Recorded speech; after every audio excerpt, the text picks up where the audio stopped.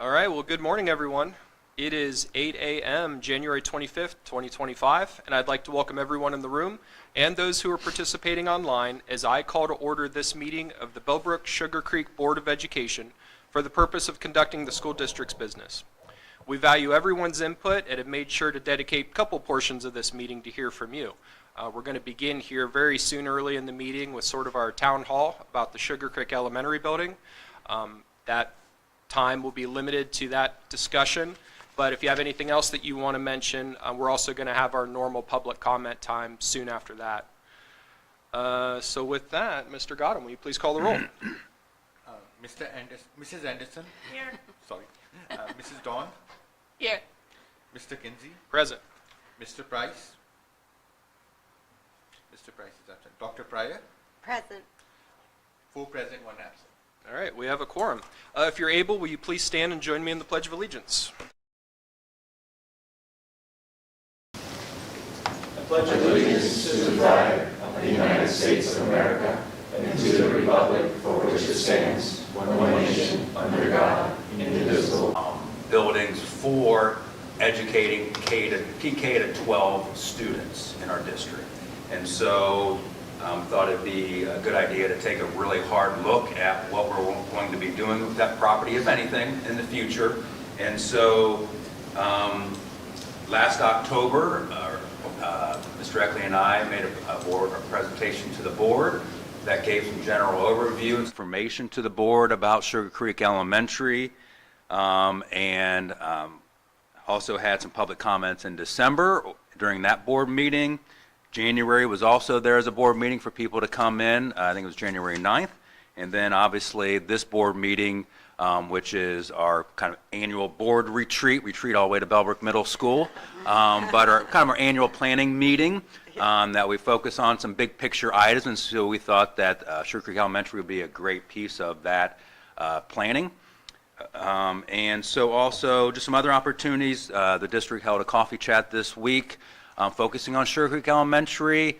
We canceled the one on Wednesday because of weather. We rescheduled that one for next Friday at Bellhop at, I believe it's 9 a.m. Is that right, Mr. Conti? 9 a.m., yep, on next Friday. And then we also had the Bridge, which is our community newsletter.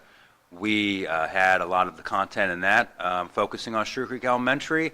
And then we did a podcast, kind of a Q&A of some of the questions that are going on. So just to give you, again, high-level overview of the elementary campus. It is a campus down there. There's 5 buildings. We have an old 3-story. And in that building are essentially community groups that either pay fairly low rent or free, like Boy Scouts and Girl Scouts, ham radio. Also, the Resource Center is currently there. They're in the process of moving within the next month to another facility right around the block. And then there is a church in that particular building, the 3-story. The 1-story is being rented out to the Greene County Educational Service Center. He utilizes it for county students or students around the county and around the area. We also have an old bus barn. We have the old board office, 2-car garage. And then there's over 8 acres in that particular campus, and then a piece of that a few years ago was sold to the Lions Club, and so that fenced-in area is owned by the Lions Club, and they do have an easement through that property. And so kind of the pieces of the discussion is for the board, of decision-making for the board in the near future, what to do, if anything, with the campus down there. Again, the big piece is we are losing about $40,000 a year down there, approximately. And so obviously we keep the building, of trying to reduce those costs to almost a net zero if possible, but also those looming possible costs that could be there in the future of, just like in your own home, those big expenses, roofs, boilers, HVAC, at home asphalt, but a lot of asphalt down there that needs a little TLC. And so, for example, AC units, some of the Freon is being phased out probably over the next few years. So there's some big decisions that could be looming. Those things could last 40 more years, or they could go out tomorrow. And so it's those kind of looming costs that is part of this whole discussion here. Also, just some overview of enrollment within the district over the past 20 or so years. We've been pretty even, about 2,700 students or so within the school district. I know there's building going on in the community, obviously, but we aren't seeing a huge uptick of students into our school district. Again, I don't have a crystal ball. I don't know what could be in 5, 10, 15, 20 years, but we are not seeing that. And there is a little flexibility within our current buildings, maybe not ideal, but we could add 300 to 400 more students PK to 12 if those were spread out evenly. That doesn't always happen. You know, sometimes you get pockets where it's a little bigger than others. Trying to give if there's any other. I think that's it, the high-level overview. Did I miss anything? Just kind of set the table a little bit of kind of why we're at where we're at. So, Sounds good. hand it over to Yeah. you. So really appreciate everybody coming. You may know or not know, sometimes a lot of the lawyers have a lot to say about how these meetings need to be run. That's a good thing, sometimes not so fun of a thing. So this is going to be a little different this morning. Our typical public comment time, it's going to come in a little bit. There's kind of some rules around that. We didn't want that for this. We wanted this to be more informal, able to have sort of a back and forth conversation, talk amongst ourselves. So that's why we're doing this town hall rather than just regular public comment time. So here in a second, I'll just kind of open it up to the floor. Questions, suggestions, input. If you want to like raise your hand here, maybe I'll call on people just so we're not talking over each other. But really just hoping for a good informal discussion. So, yes, ma'am. Before we do that, Dr. Coase, I have one thing that, for anyone who hasn't been involved in the conversation up to this point, maybe running down that list of what we're allowed to do. Sure. Because That's a good idea. Thank you. our hands are kind of tied in what Sure, we thank you. can do or what order we can do things. Sure. So the district first has to offer, if we have a property, we have to first offer it to a charter school. And we do not have any charter schools within our school district, so it has to be within our school district. So that would be the first thing. Selling at public auction, selling it to another government entity. I'm sorry to interrupt. Those are Yep. those are equal options. It's not like Yes. we have to No. sell it at public These auction are all different and options. then go. Okay. All different options, correct. Sell the property in ordinary private sale if at least one public auction has failed to secure a buyer.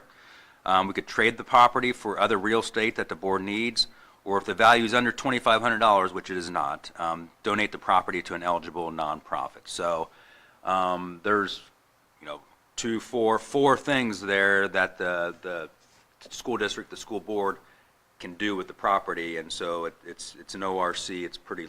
Those are the options that we have to do, or one of those options. Yes. Thank you. Are there guidelines about selling it for fair market value that we're held to? Or to sell it to another government entity? Not necessarily. I just wasn't sure if there's guidelines in there. Not necessarily. Okay. Anything else up here? All right. Anybody have anything that? Yes, ma'am. Requirements for how to handle it in your newsletter, you just repeated them. Is there other options you're considering? Are you able to consider other options besides what you just listed? Did I hear you not? That's Such not as- law. Not by law, so you Well, can, That's not a list of options we are considering. That's a list That's of required how by we law. have to consider things based on Ohio law. okay. Correct. Such as, If we're wanting to sell, I believe, Right. right? If we're wanting to get rid of the property, those are the laws we're bound by. okay, so let me throw something out here and you tell me where it fits. Okay, I'm interested in developing an innovation center that would include partners that would actually benefit the community. Each partner would have something to do with benefiting the community, like an agricultural room, or do you have an innovation center already in the high school, or would a group of people come together and say they want to build an innovation center in the building? Where would that fall in your rules?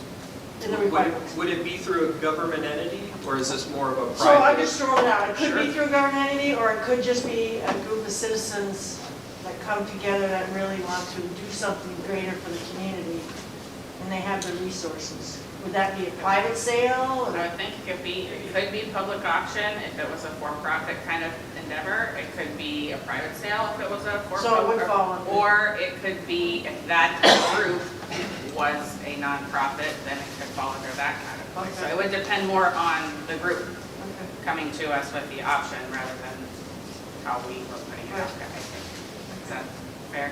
And right now, the property is zoned residential, so. Then it could be rezoned, I mean, that's not, that's today, tomorrow. Sure, That would be like a city council. yes, Right. as a city council. Right, So that's one of those things, the district would go through one of those mediums as vehicles to, if they want to sell the property or divest the property or get rid of the property, what happens with, after that point would have to be between whoever the buyer is and, like, for example, rezoning or whatever in the city.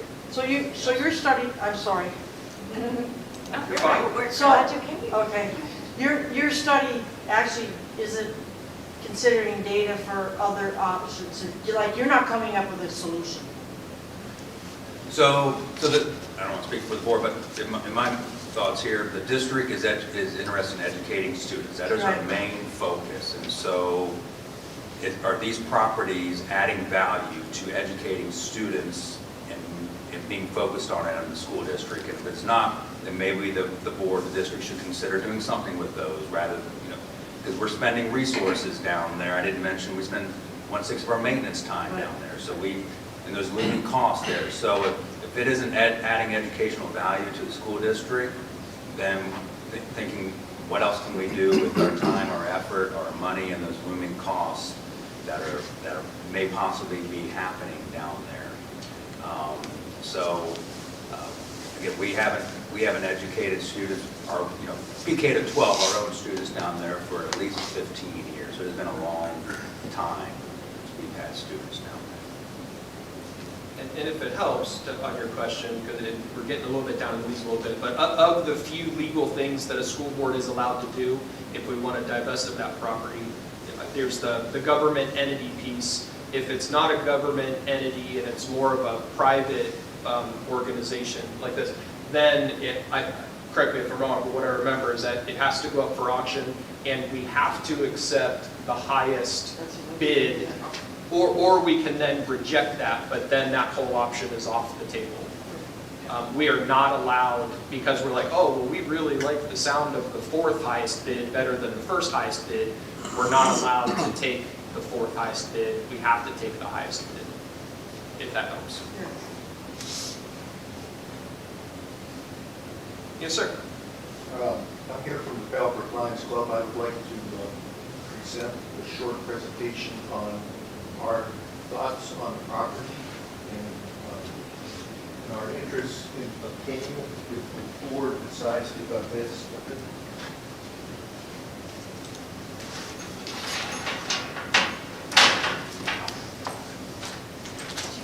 Nope. Henry's on his way.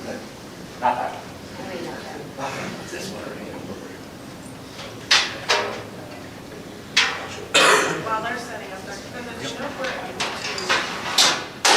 divide buildings, are we allowed to do that? Yep, we're able to So subdivide if the we had a properties. group interested in a certain section of it, we could subdivide. Correct. Okay. But they would still all be residential, zone residential. Yeah, everything's Unless residential. it goes to. Everything's zone residential. Also added that a piece of it is in the floodplain.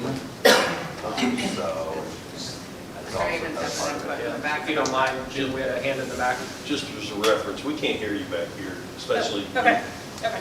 Okay. I asked if we could subdivide the property.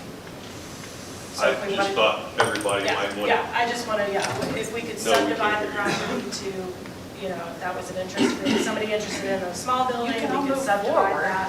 Because there's all these chairs up here. Just saying. First two are You know how that goes. You can all move up. And the back row complaining about that. All right, sir, you have the floor. Okay, good morning. My name is Jimmy Ankle. I'm a past president of the Bellbrook Lions Club. And I'm here representing the Lions Club. And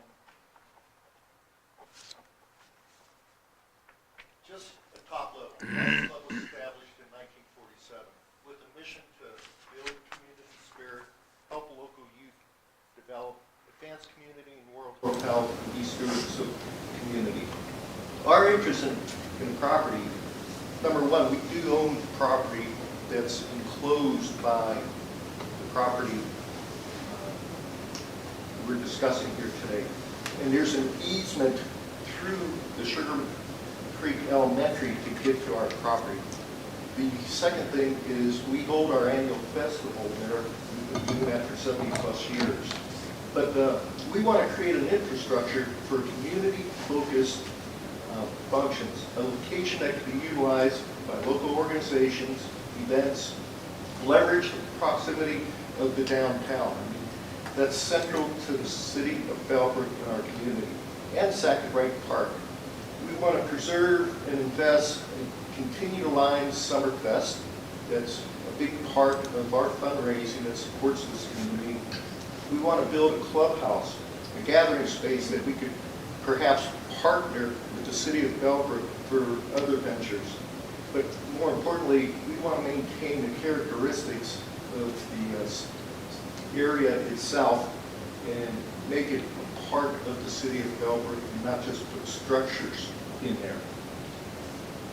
Potentially property use that our little committee came up with was to build this clubhouse and perhaps partnership with the city for a senior center or other gathering spaces that can be used by the community.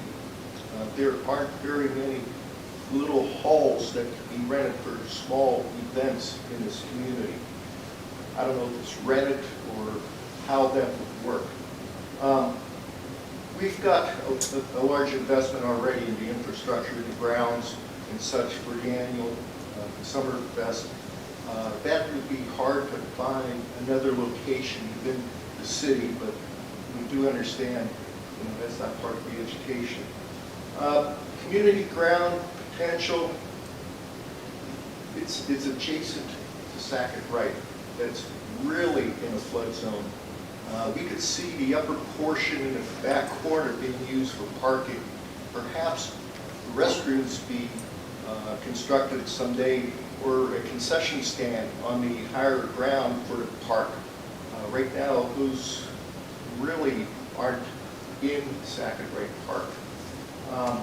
We'd like to put a stage or amphitheater on the property for music performances and other events that the community could use. The property, if it's set up right, could also be used by the Sugar Maple Festival. We could see a playground, a splash pad, picnic center, shelter, numerous things. So the property in question, just for reference, you can see here, and our property is this section right here, so we're sort of encompassed or enclosed by the property. I don't know, we've done some homework. This is the 2017 FEMA floodplain assessment. So you can see back in 2017, a good portion of the property was in a floodplain.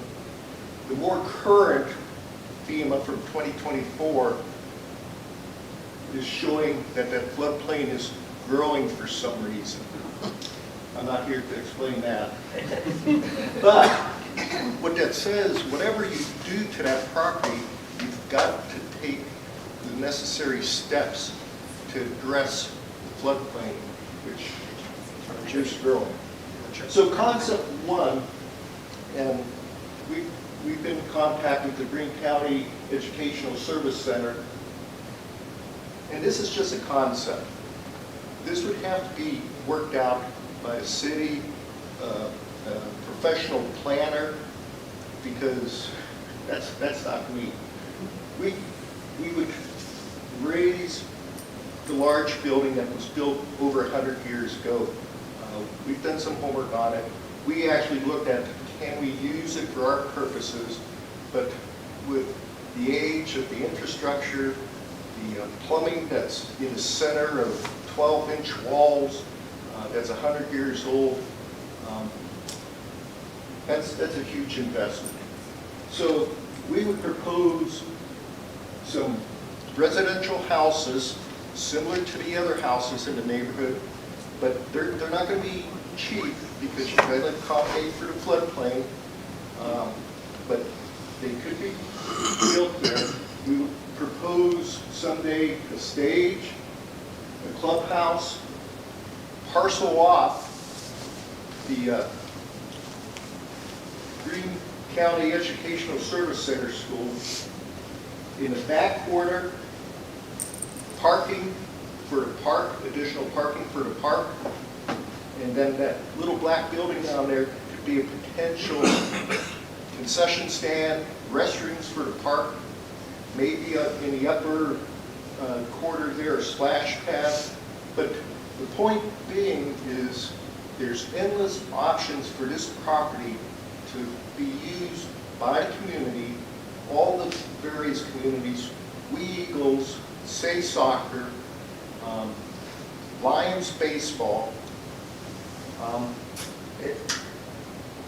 There's a lot of potential there if we work together and use it the way it's been used for all the years.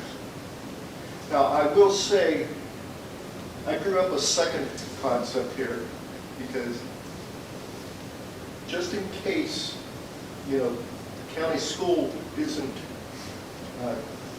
going to pursue, although we've been talking, their desire is to pursue, we're still interested. So we would just add additional residential housing and put everything behind residential housing with a buffer. So in summary, if the board decides to divest, the Lions Club is very interested in acquiring the property. And we did find last evening, this isn't a first, West Liberty, you could Google it, West Liberty Lions Club has a similar partnership with the village of West Liberty where they've acquired land, they're sharing buildings, the village is working hand in hand with the club for the betterment of the community. But we propose working this through partnership. We would recommend with the city of Bellbrook through the Community Improvement Corporation project. The concepts include buffer and transition between public spaces and community functions.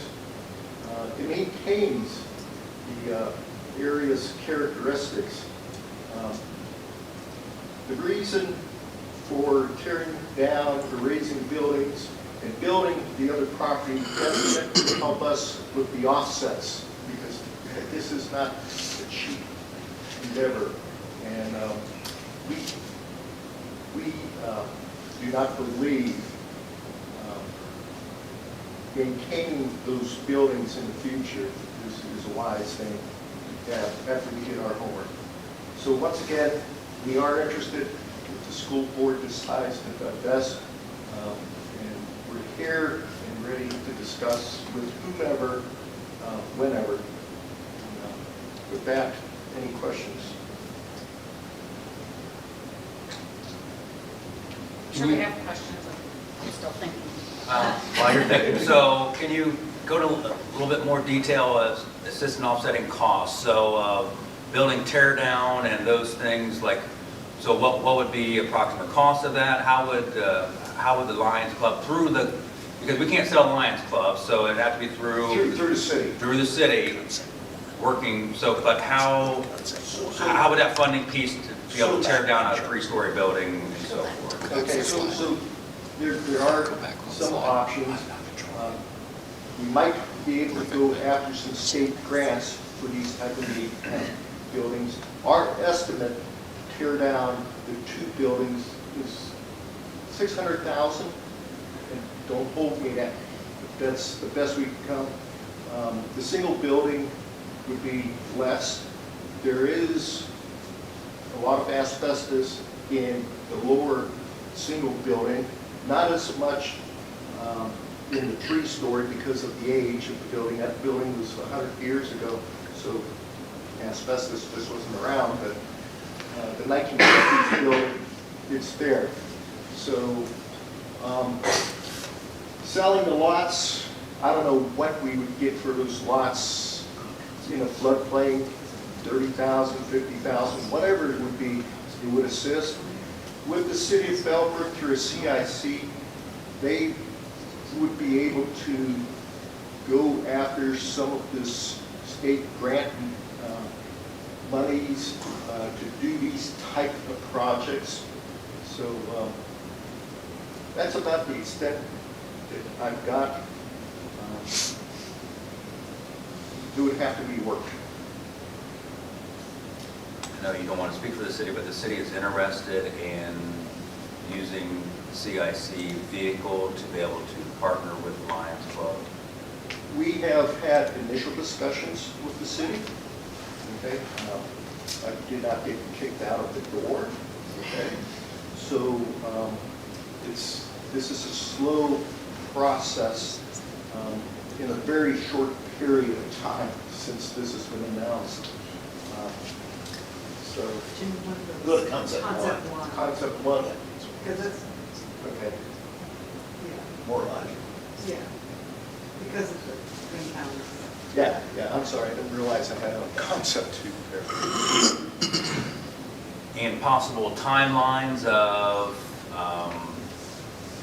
through the CIC grants, sometimes grants can be 6 months, a year, 2 years. I think this would be a year or two to get the one building down. A year or two, is that what you said? I apologize. Yes, a year or two, I believe. Let me add something though. Sure. If you found a user that could purchase and occupy the old building, there would be no reason to tear it down. That's optimizing our approach in the sense that we and what we're trying to do, the only reason you're doing it, you don't want to leave a vacant building on a property you have.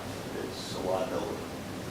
So if you found the ability to occupy that, and again, recommending that the CIC could do your exploration for that occupant, work through the zoning issues, work through your Greene County Building Department issues on change of use, which is the key to any sale. Is it zoned properly? Any good business owner is going to go through all those steps in advance of any purchase. So there's lead time associated with being able to do that. If someone were to buy it outright, not get it zoned properly, and then get a denial, not have the ability to know whether or not you could get occupancy at the end of it, those are all things that if you could do that exploration, you could have the answers in advance, and then the potential buyer then has clear conscience that their money, whatever they're paying the school district for it, would be full. So that concept could actually include a taker of the older building, again, with all its age and other things associated with it. And I probably should have had another concept up here in all honesty. That older building has so many challenges. Anything can be saved if you have enough money. But our interest in that land on back is so great, we would take that extra step and take the building if that's the only way to make this work. Okay? Because we don't want to saddle the city with a vacant building sitting in the middle of the city. Our mission and vision is serving the city, so we want to do this right. And if someone's there to buy it, that's one big headache off of us, in all honesty. Our real interest is all that land so we could do other things for the community. But if it means we have to take the entire complex, we'll do it. But with Terry's interest in the school, the lower school building, that's one headache off of us. So that's where we stand. But our interest is, we are really interested in that land. even if the school decides to keep that, we're still interested in the land if the school board wants to divest of the land in the back. So we're here to work with the community because we want to make this a community-centered piece of property.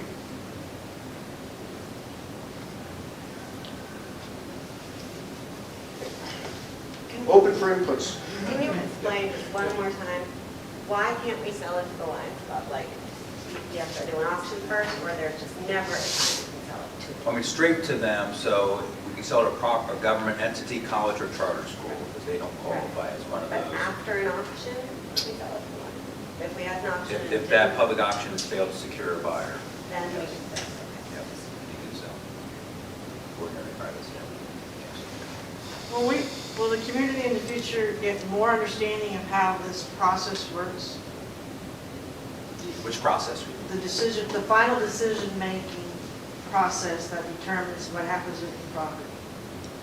Because, like you brought up, to actually put some long-term thought, which I think are doing, and for the community benefit, 20 years from now, not today, not 6 months when you got a $50,000 bill for that building, but a long-term, the details, the devil, like, and you've heard this, the devils are in the details. When you come down to a final decision to work any of these law requirements, it would be nice for the community to understand before those major decisions are made or concrete. Sorry to interrupt. Yeah, I think The process, I think, will be public discussion by us.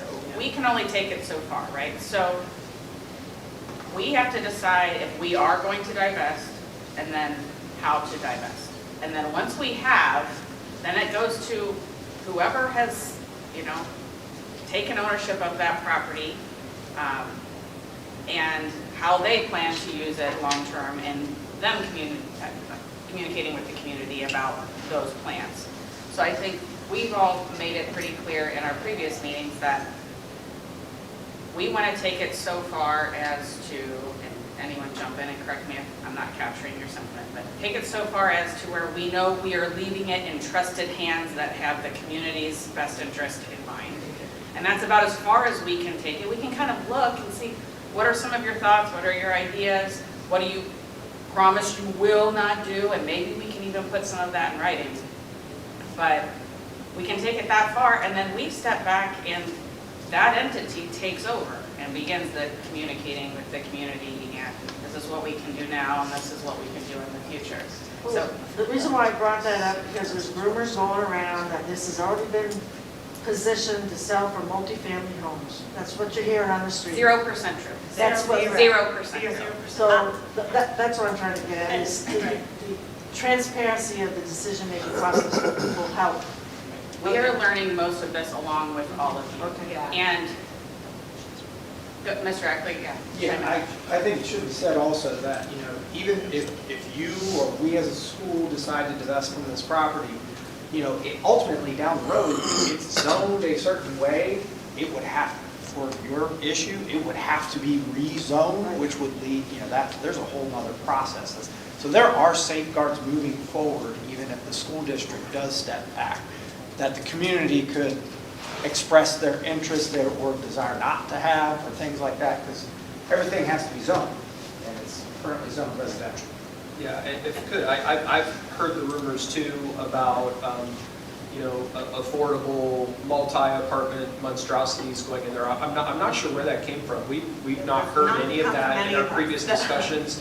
Do you mind taking another second, Jim, and maybe better describing with your concept here, three residences? I mean, So let me add. but like, to be clear, you're not talking about monstrosity Oh, no, apartment let me complexes. add here. So if you're going to build apartments and low-income housing, boy, they're going to be pretty expensive, because you're going to have to raise land and all kinds of drainage. And our little research, we're talking about raising all of that 4, 5, 6 inches. So that's going to be some pretty nice low-income housing if someone decides to go that path. So these are single-family dwelling homes, patio homes for maybe seniors but they're not going to be cheap. You know, we did some, I've got other charts at home that we went and actually took one step at looking at some of these prices. I mean, they're hundreds of thousands of dollars. $2,000, $3,000, $4,000, $100,000 of dollars to build something like that. But I think there still is a market for folks to be in downtown city of Bellbrook. So it's far from that. That floodplain, like I said, I can't explain why it appears to be changing, but it's changing. Mr. Havens or Mr. Ho, can you zone residential, and there's zone residential, so you can put single family, anything besides single family? Correct. Can you put anything besides single family? Can you put duplex or just single family? I think it would have to be rezoned. Be rezoned to be a duplex? It's zoned currently R1 and R2, and so it could be a duplex, as the way it's currently zoned. But there are a number of duplexes in that neighborhood already, like a There's at two-family least a couple. home is not Well, an apartment right across the building. street. Just to be clear, the rumors are just from chaos mongers in the community. Please don't buy into any of that. The city's already saw this coming and prepared to make sure something like that doesn't happen. There's no interest whatsoever in development or low-income development. And to be quite honest with you, the city's not even interested in it. I want to really be clear about that. The last thing we want to do is own that property. And I'm speaking comfortably for city council when I say that, but I'm only just one of those council members. But there's just no truth whatsoever to that rumor. And I hope that the community can kind of see from our actions, if we are trying to, there's been, I think, that rumor that we're trying to turn that into even the existing building into some low-income housing something, or that we are trying to sell it to a developer to make another big plat there. If you're trying to do that and get every last penny we can out of that property, we don't go around to the community advertising that it's in a floodplain and it has asbestos and that there's plumbing problems. You don't go around advertising all the problems of the property that you're trying to sell for every last penny. Like, that's not how we would be acting, right? If we were trying to do something in the dark of night, we wouldn't be advertising all of the problems with the property like we are. We're really trying to be very transparent and have folks come to us with options that are for the good of the community, because I think, in our opinion, yes, that property belongs to the schools right now, but it belongs to the taxpayers. And so what do if we don't need it, what do the taxpayers want us to do with it? And that's where we're at.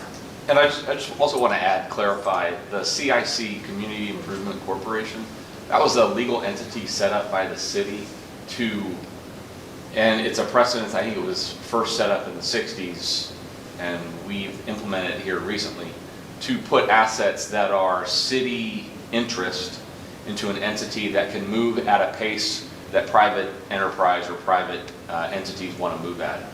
If it were put in the ownership of the city, then everything that's done has to be done at a city council meeting in a public forum. Whereas if somebody wants to move quick and they've got hours and not weeks, the CIC allows them to do that. It's not to do anything in secrecy, it's just to move at the pace of private entities. While keeping it still in the control of people who have the best interest of the city in mind, rather than private entity who has a bottom dollar. Yeah, the CIC still has a board that is held accountable as public servants or operating the CIC. So it's not like they're not accountable, it's just it moves at a quicker pace. So someone at a coffee shop brought up the concept of a land trust, or that it's something, a trust type arrangement, if that's a word that folks can understand better, that you might use in your or whatnot.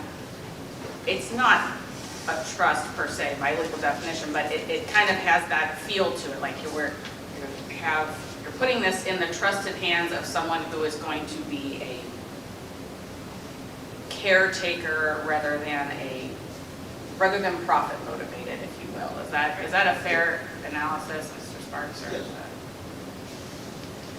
So if we put it in the hands of the CIC, are we able then to put conditions on it that it should eventually go to the Lions Club? Is that our job, or is that the job of the CIC?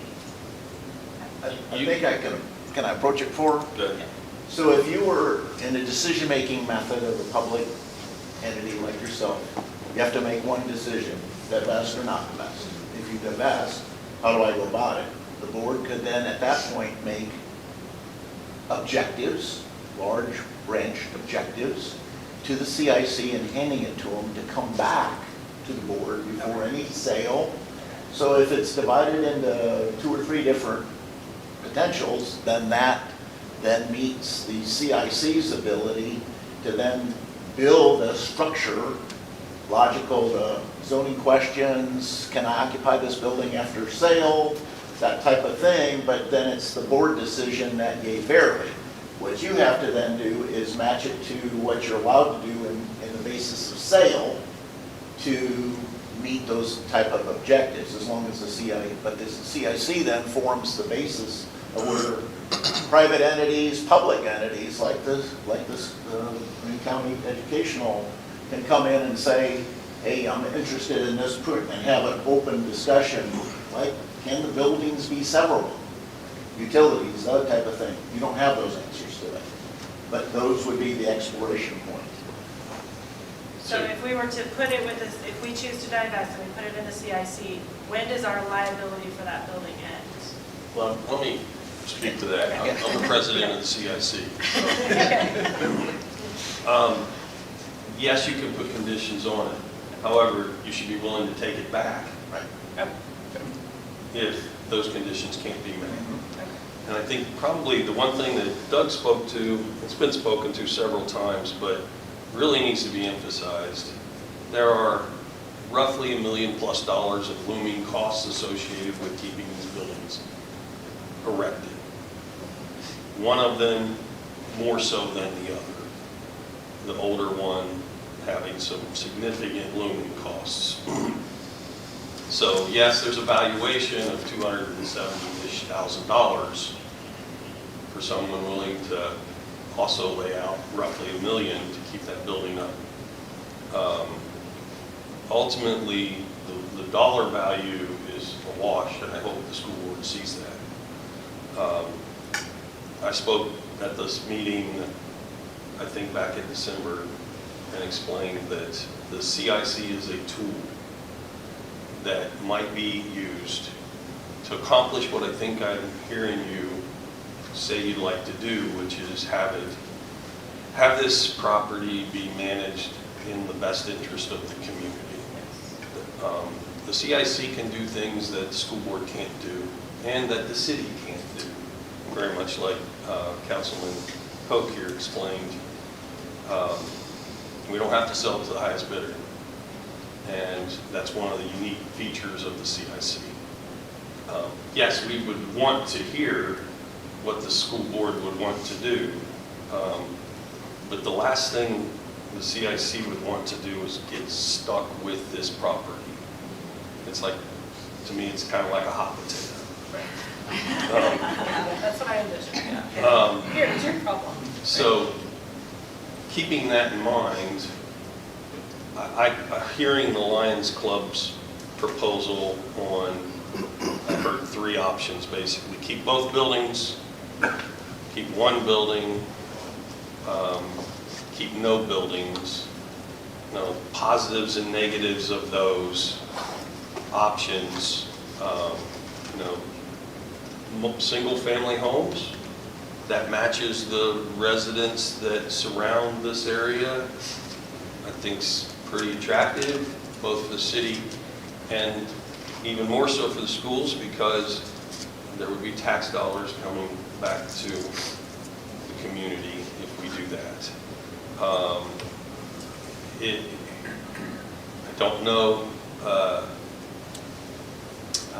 don't see many tax dollars with just 3 houses, but maybe tax dollars isn't always the perfect solution. I mean, it's just a small portion of revenue, but it is revenue.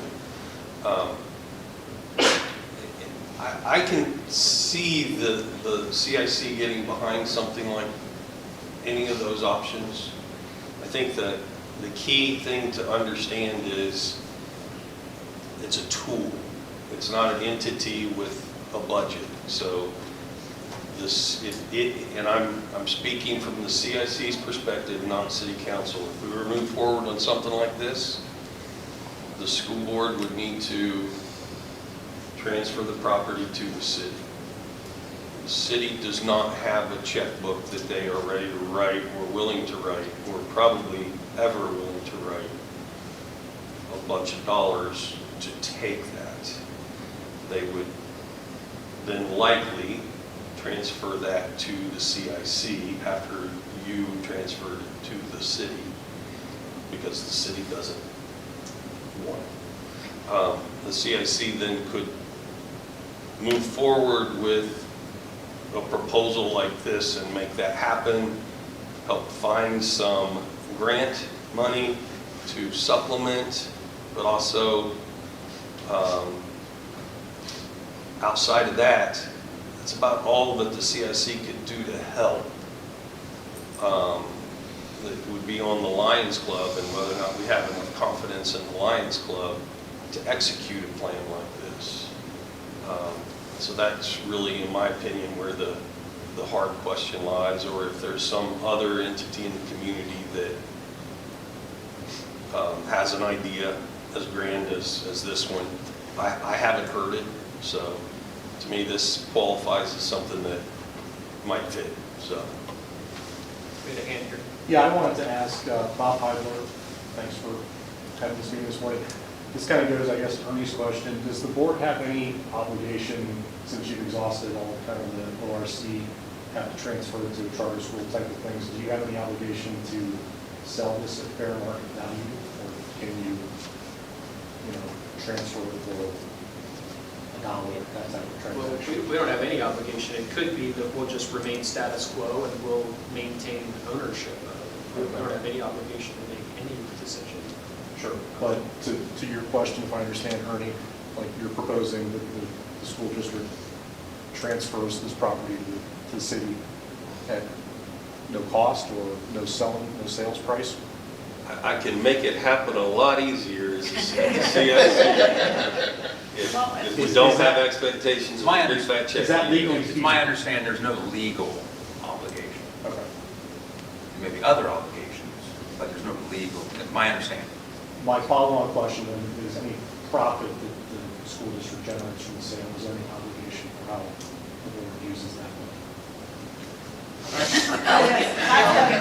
Well, would it be just all profit? Because the school's been paid for a long time ago, right? Well, I mean, like any profit be all after any profit, costs right? associated with the Right. sale. Okay, absolutely. Any money we get from the sale has to go into a permanent improvement fund. So it has to be used for upkeep of any other school building we have. So the other school buildings, so we use it for that purpose. We can't use it for teachers, we can't use it for anything else. It has to go in permanent improvement for fixing buildings or land, what we do. Okay. There's a significant number of things we can use permanent improvement. We've used it to buy buses, we've used, like, there are Anything that's certain- 5 years or more. Yeah, certain bigger ticket items, but generally your assets are from that fund. Fair market value. We had a hand here. Yeah, my name's Jeff Klein, I represent the Bellbrook Amateur Radio Club, and we're currently in the building. We've started a committee to start looking for a new location, but our interest is we haven't seen any timelines of forcing groups out or wanting groups out of the building, so we're trying to figure out, is there timelines, who we can talk to about timelines, so we can better plan.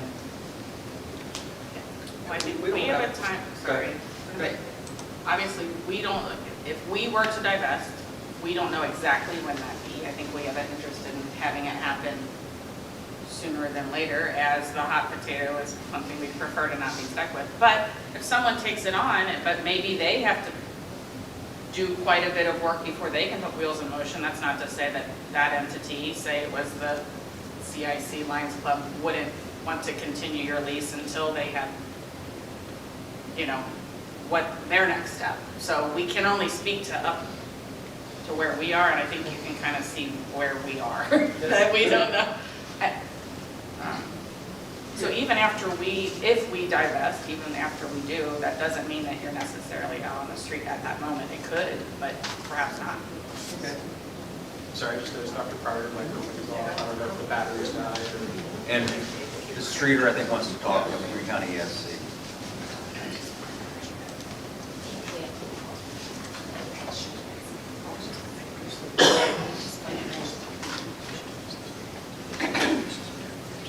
Good morning. I'm Terry Streeter. I'm the superintendent at the Green County ESC, which Jim mentioned in his concept one.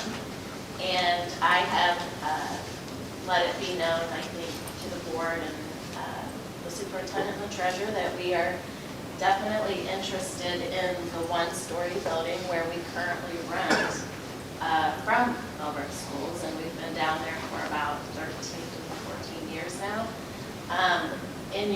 And you don't need to look right now, but in your booklet, page 7 and 8, it tells of the 3 programs that we currently are housing down there at the ESC. So for those of you who don't know, the Green County ESC is one of 51 ESCs in the state of Ohio. So there used to be 88 of us, one for every county, but some have merged, so there are 51 of us in the state of Ohio. We are a government entity.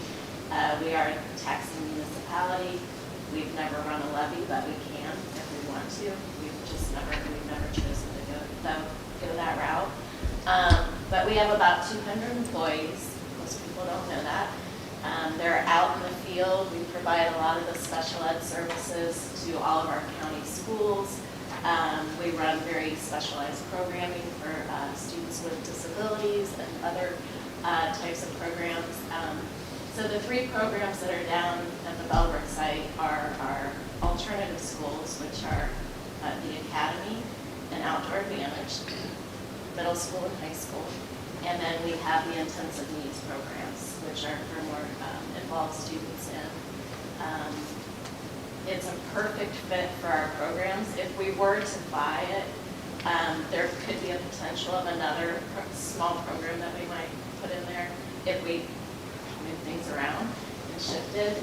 We also run our instructional support team out of that building. We have 3 coaches who go out and work with our district, so we also have that. So anyway, Lions Club and I have talked several times over the last 6 weeks and become good friends. And I love, obviously, concept 1.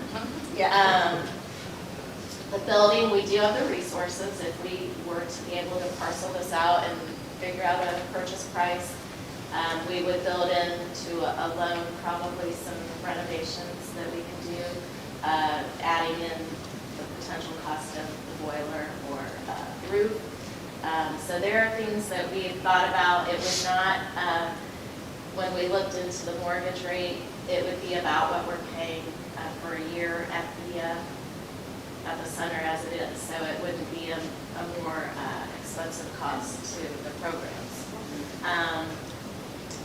I could see us being a great community partner. I think we already are down there. I know my directors and supervisors who work out of there are very closely associated with the community at large. So the other thing I mentioned in the little overview I gave you is, we would want to keep it aesthetically pleasing. We wanted to we do some updates on the outside. We just did one out at our place in Yellow Springs, our main campus, and it looks really nice. So I can see something like that happening in the future. I wanted you to consider that if we were to purchase, and again, if that would be parceling this out, obviously, and I think the CIC would help with that, possibly with how we would do the plot lines and all that. We could build in a first right of refusal if we ever were to sell again, so that the district can get it back possibly, or the city, or the Lions Club, or whatever. We can work out a plan with that.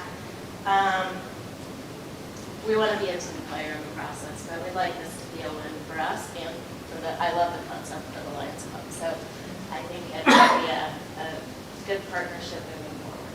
So, any questions for me? Anyone in the field? Yes, sir. Do you see a possibility for any renovations that could add amenities to the area, like an event center, or anything that could be, done with efficiency? In what regard? Like, Well, I mean, if the Lions Club is thinking about a community center, just, are there ways of, is the building, I've never been in it, so is the building potentially renovatable? I don't know that the actual inside of the building needs as much as like roof and, I mean, it's beautifully kept, honestly. Your maintenance and custodial crew have been keeping it up beautifully for us for a long time now. But could we make it a community center? I've already talked to Jim, and I mean, using the multi-purpose room in the evenings, I mean, we'd be open to all of that. If seniors wanted to come in and use that in the evening until they get their clubhouse up and running, we could do things like that. I mean, there's a lot of things we'd be willing to do and partner with the community, if that answers your question. I would say both those buildings are dated. They're well kept, they're just dated. Just things, when things are 100 years old or 50, 60 years, they're just dated. Yeah, I do believe that ESC can maintain the smaller building and do a good job of doing that moving forward into the future. So. But the renovation of things you're talking about in that building proper, not anything. Right, not to the Right. not to the other. Right, you're just talking about your building. Yeah, we would just need a small building with some parking and area around it for some recreational space for the students. How many people on an average school day come in and out of that building? Usually the student population ebbs and flows. It can run anywhere from 40 to 60 students in a school year. It just depends on the demand because the districts feed into the program. So the referrals come from districts. And then those students attend. And then my staff, let's see, I'm trying to, we probably have about 20 staff down there, 15 to 20. Based on the parking, you're accurate.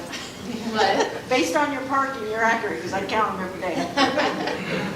Well, yeah, any questions for me, like you're a resident down there? Yeah, so do you have any plans, even if the situation wasn't here, just talking about your situation, to do anything with when they go outside to get their exercise, do you have any plans to improve upon that area?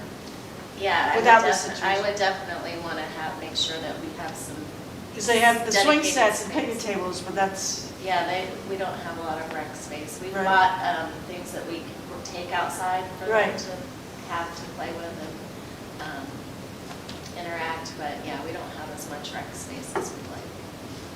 But it's certainly. and would the Lions Club offer you more opportunity in that way, and any other options? I'm sure.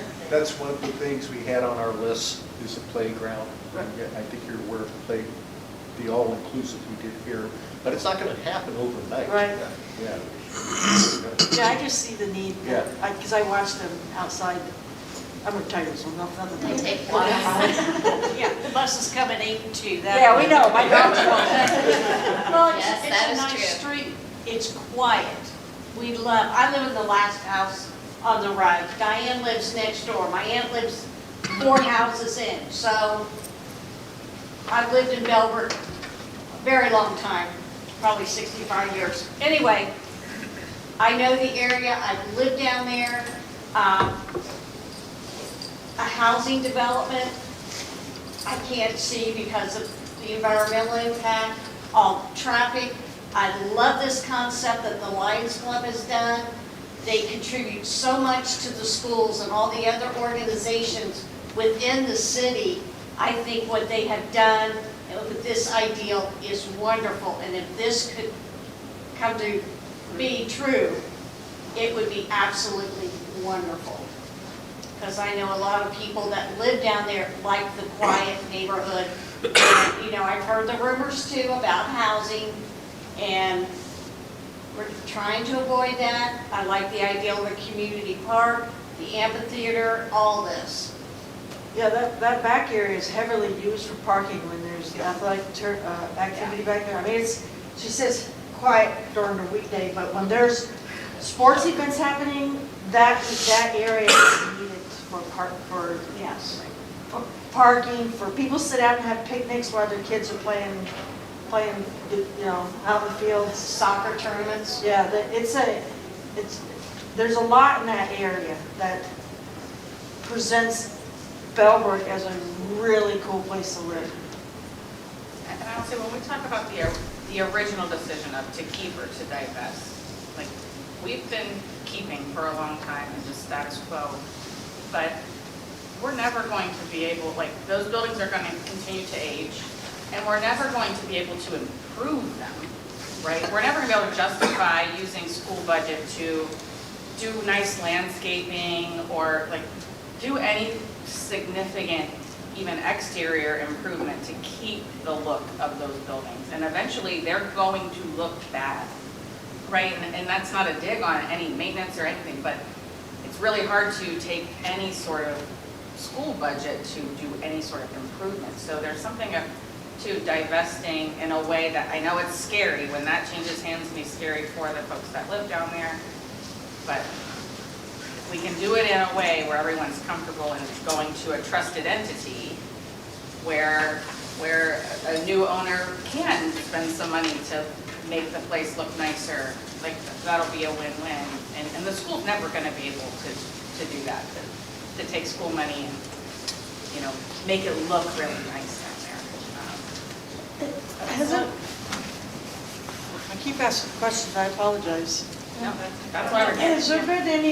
Has anybody so far brought up anything connected to, is there a historical reason for that area to be maintained in a certain way? Are those buildings historically, I know at one time, go ahead. I think, or I don't know, or do you have, Mr. Davis, do you have any information on the historical? There's no historical designation in the buildings. Yeah, our research found no historical designation. There's sentimental value, for sure. I mean, and that's why this is such a tricky topic, I think, for all of us. Right. Because we know that there's sentiments there. And we want to do this in a way that is best for our heart, at least my heart, is what is going to be the best option for our community. I personally do not care about receiving a big fat check that we can then put in our funds. That's not the goal. The goal is to do the bigger picture for the community. What is best for our community here? So that's me personally. I love the Lions Club idea and the Green County, the GCESC. I love that. I hope that works out. You have great ideas too. Do you have any interest in the 3-story building before someone else? I mean, yeah, if anyone has any ideas for the 3-story, let us know. Well, you know, people on the Bellbrook community page, people were throwing out ideas. One was an art studio. They did that in more couple cities, I guess, in Ohio. Yeah.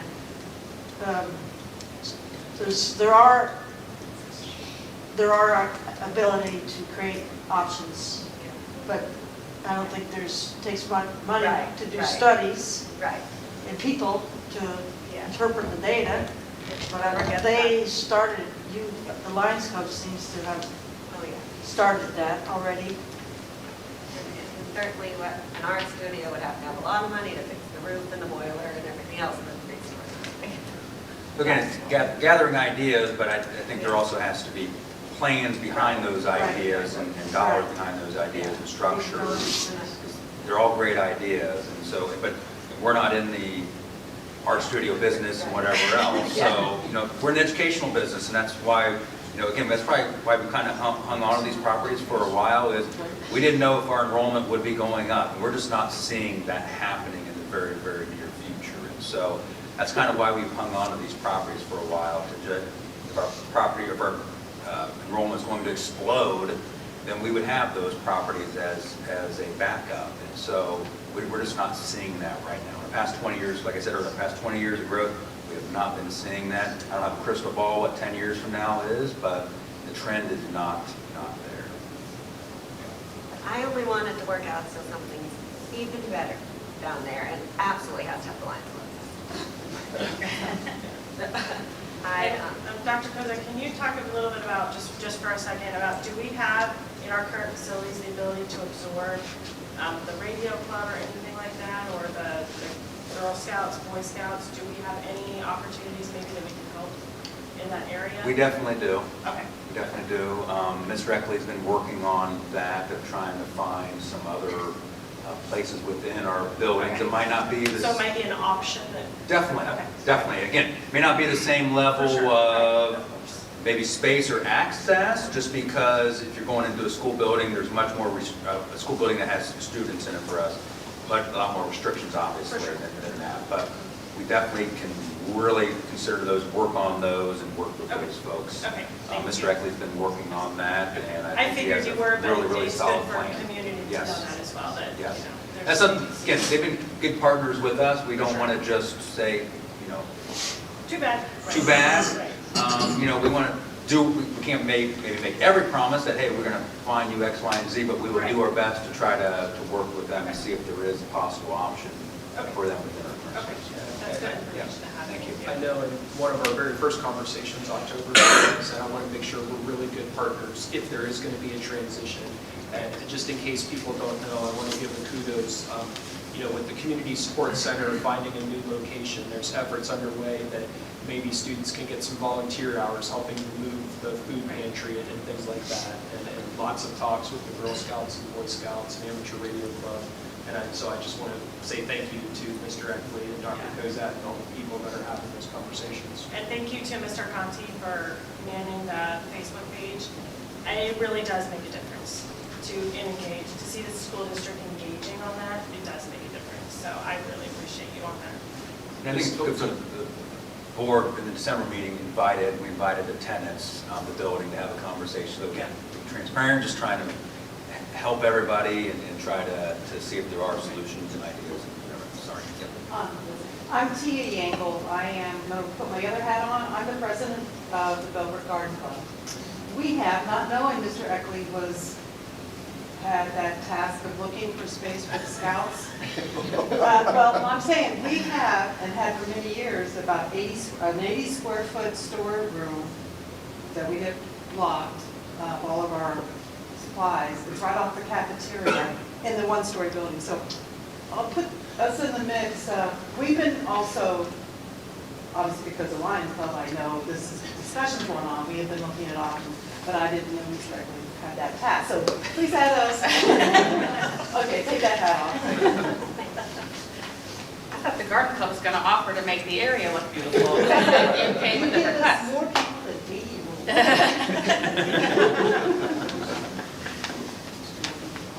we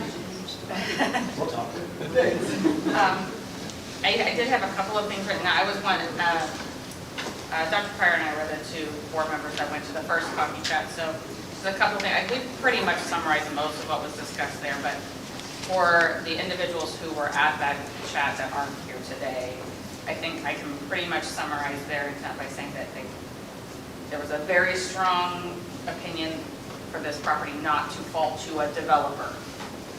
And that was not trust developers, and to not just have this go highest bidder into the hands of a residential or commercial developer. And are we all on the same page that that is not our intent, period.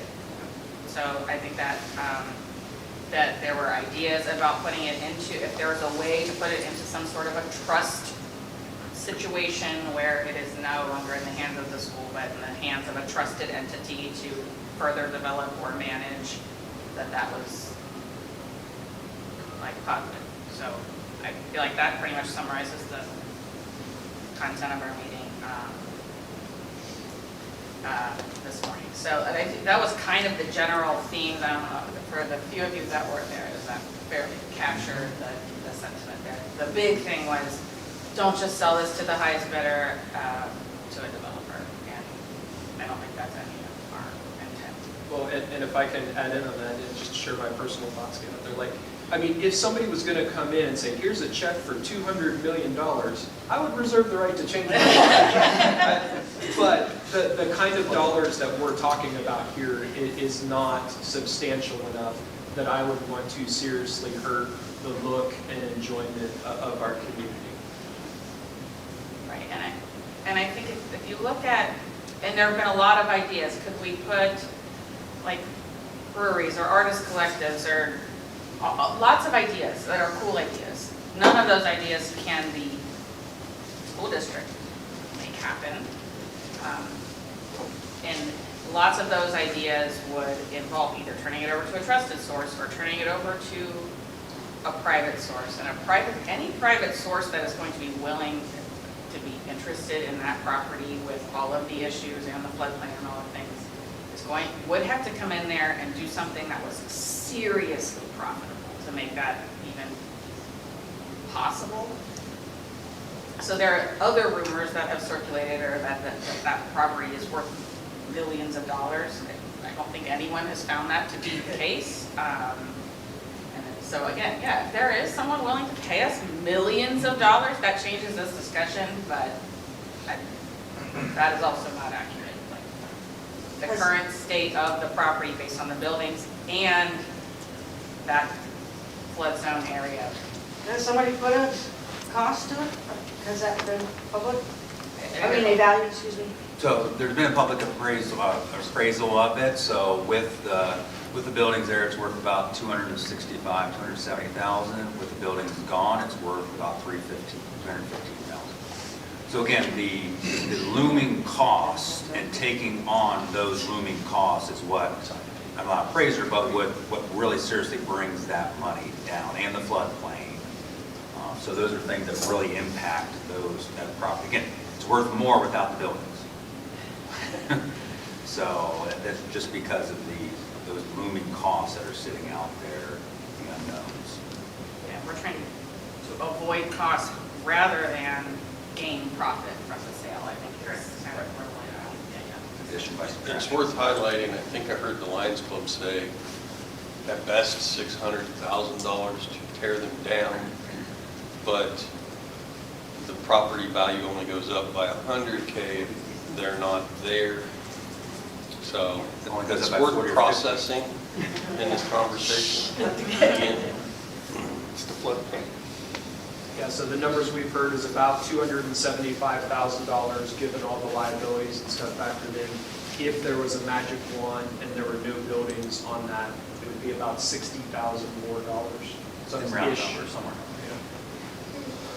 So we're not talking about millions and millions of dollars here. I mean, for me, after months and months of listening, just my 2 cents, my priorities are number one, be good financial stewards and find a way to stop the bleeding of losing taxpayer dollars spent every year on non-educational purposes.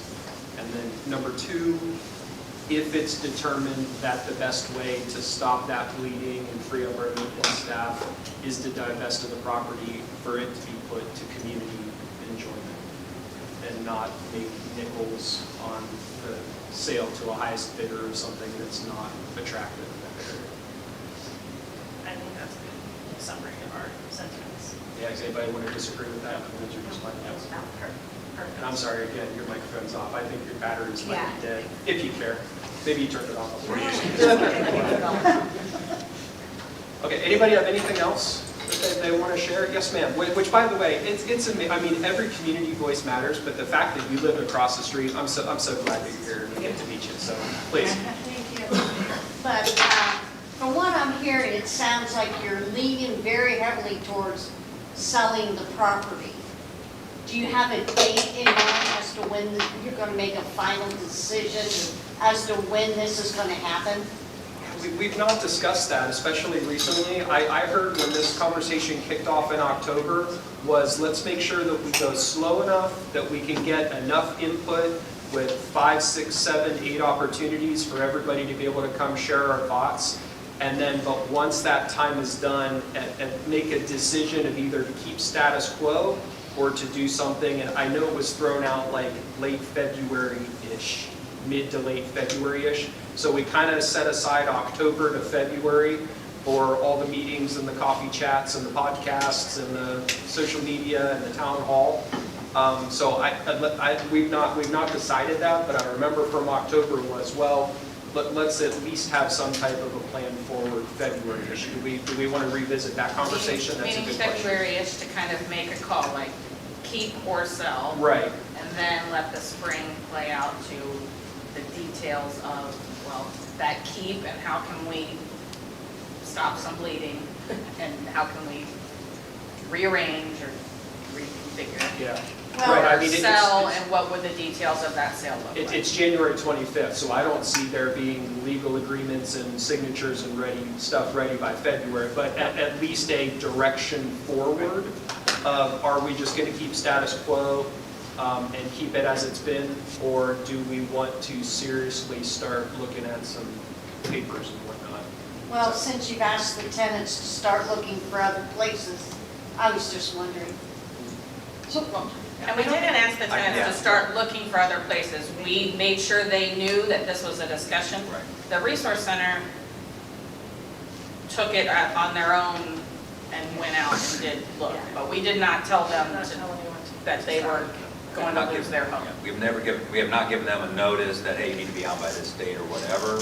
We obviously made them aware that the board is seriously looking at this, and the board is seriously looking at it. The other thing we need to think about is the Greene County ESC, they obviously have school down there, and so at some point, it becomes really troublesome if it's May and we say, we're doing this thing sideways and you're not going to be there next year. That would not be obviously helpful or very kind to the ESC, so we need to keep that in mind too. Again, if that is part of the plans and possibilities, then it's maybe a little less of a... Is your time, who's driving your timeline? Are you required to report up to somebody on this, or is it just to the public? Yeah, we can set the timeline. You were driving your own. Yes, ma'am. We're driving our own. Looking at the budget, that we're bleeding money down there. So we just want to make sure we're being good stewards. Yeah, I'm slow enough that we're not being reckless, but fast enough that while we're spending years making this decision, that the roof doesn't start leaking and the boiler doesn't go. Like. I mean, and a former, Mr. Froning was here a few weeks ago and said, we couldn't afford the building then, when I was on the board, and so you guys definitely can't afford it now. So those are the stuff is being said. So kind of just kick the can down to us, and we're just kind of like, well, we have to be good stewards. So that's our focus. That's one of our goals, is to be good stewards. Yes, sir. Does anybody have, they can't speak for them, I don't see a representative from the Parks District here, but does anybody have any feedback from the parks as to what they think of the plans? They've certainly been the conversation. They attended the first, well, not first, but one of the meetings where all the tenants were invited, the city, the township, a representative from the parks were here. I've not heard anything specific, but they've certainly been invited and been part of the conversation. And then the community member meeting that we're having on February 3rd, the elementary is a part of that discussion, and the parks are going to be at that meeting too, with city council, township, and the school board. So, but they were part of the December meeting. Mr. Stewart was here during that meeting. The perspective that they shared was that they liked all of these ideas and it being used for parking or for whatever, but they have no money and they can't buy it. That was the perspective they shared. Fair enough. Thank you. Anybody have anything else they'd like to discuss?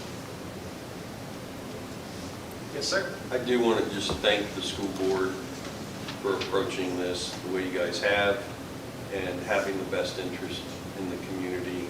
I think it's a very professional way to do it. And overall, I just appreciate it. So thank you. Thank you. Thank you, everybody participating in everything. This was great. I think this was really helpful. All right. Are we okay with me closing out our section of the town hall? Do we need to, well, we still have another coffee chat, so Yes. as as far as giving direction. I know Lions Club's probably sitting here like, do you want us to move out? We have one more coffee shop next week.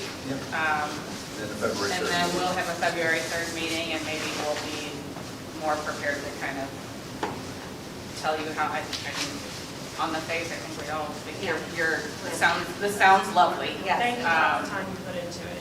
It's just maybe we'll be able to provide something more definitive in our February meeting. I think we have 2 meetings in February, correct? Mrs. Yankel? 10 more seconds. Again, my husband mentioned it very briefly. West Liberty, this is not a precedent. West Liberty had a 1,700 person village, and how they partnered with the Lions Club, and there's a park, community assets, and shared responsibility. So it's an hour of noise, so. We'll have to see the park so much. That partnership. Or to talk to their, I would be interested to talk to their village. Yeah. We found that out Yesterday. so we're going to go You're gonna do it, back okay. and then Yeah. All right, well, again, thank you so much, everybody. You're welcome to stick around. We're going to have a conversation with the teachers union here in a second, so we do every year we're excited about. But if you need to take off, I totally understand, no hard feelings. But seriously, thank you for coming out this morning. Thank you so much.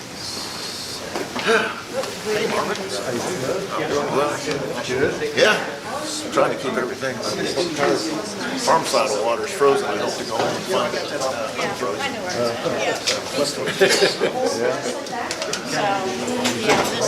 No, I'm got a system, and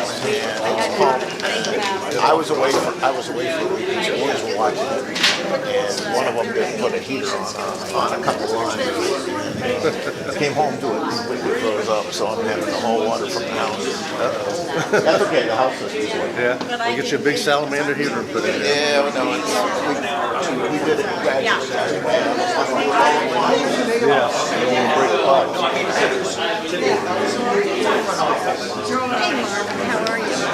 It's good. Good to see you. How's Marlene? That's good. Yeah.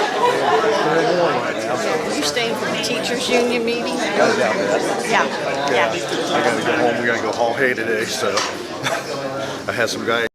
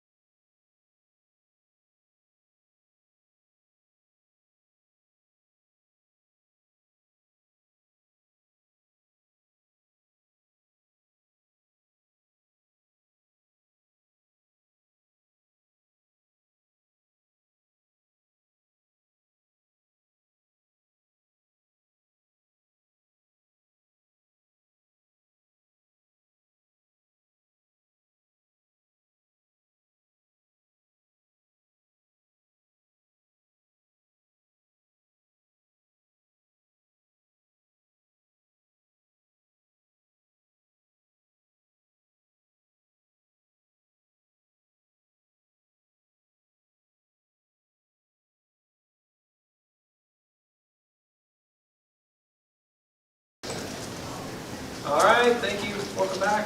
Hey, thanks so much for being here, guys. Really appreciate it. I know throughout the year, sometimes we'll have less formal, more private meetings. We've discussed some policies and stuff in the past, but just love you guys taking the time just to open up the floor to see if there's anything that you want to discuss. I've not heard of any formal topics that we're interested in, so just anything you want to talk about? Yeah. How's it going? How's it going? Thanks again. Yeah, introduce yourself. Yeah, thank you. Sorry. I'm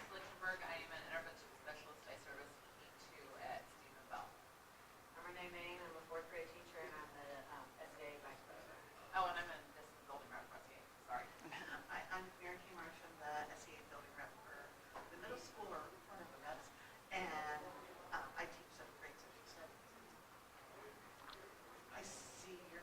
Yeah. Mark Carrera. Been teaching here at Bellbrook School since 26 years. I've been at the high school in the same classroom all that time. In fact, I told them the other day that I write the date on the board, and I told them when I started doing this, it was 1989. Yeah. The kids are trying to put me talking.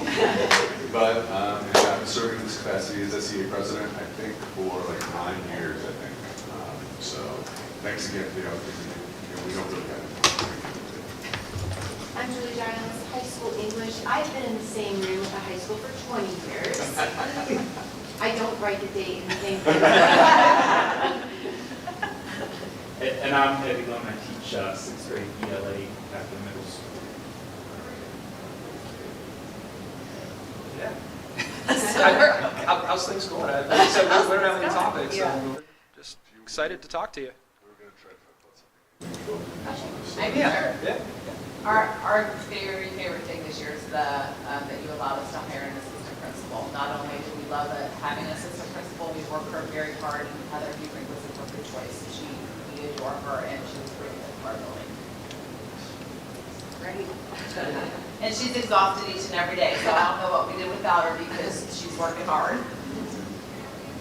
Bellcreek, things are going kind of status quo. This is our 3rd year with our assistant principal, which is, second year, okay. Got a new principal, a new Yeah. playground. Yeah. That's so fun. Yeah, we have a great new playground. Chess club is going well. That's really popular, right? There's a lot of kids. They do, they volunteer their time every single Wednesday morning for almost the entire year, and there's about 75 kids. 75 kids, that's awesome. Yeah. And so, yeah, everything else is going good. I say I'll let Eddie chime in Sure. too. Yeah, I mean, I think things are going really well at the middle school. There's a lot of new staff members that we have here. But one thing that's been really cool to see is how the staff at the middle school kind of prioritizes teamwork and collaboration. And certainly I think our administrators do a lot to foster that interaction, between the grade levels and between departments. And it's a great place to work. We have a lot of opportunities for different types of students with different types of interests to do things. We have theater programs, we have National Junior Honor Societies, we have boarded school and math pentathlonic for 6th grade, and, so things like that. There's a run club for 6th graders to help them feel like they're involved in something athletic. High school, we have a lot of great things happening as well. We just had a career fair yesterday, sponsored or initiated by the ESC for students perhaps in trades and skills. We talked to the kids about internships. It was kind of an invite-only situation for students. That went really well. The students were super enthusiastic who attended that. We had the blood drive. Was the host of blood drive happened right before break, and then the ROTC blood drive is coming up in February. Our kids are just doing great things. I should add, one of our PE teachers who also has accessibility organized a 3-on-3 basketball tournament before the break, which was, I think, going to be the highlight of the year for them.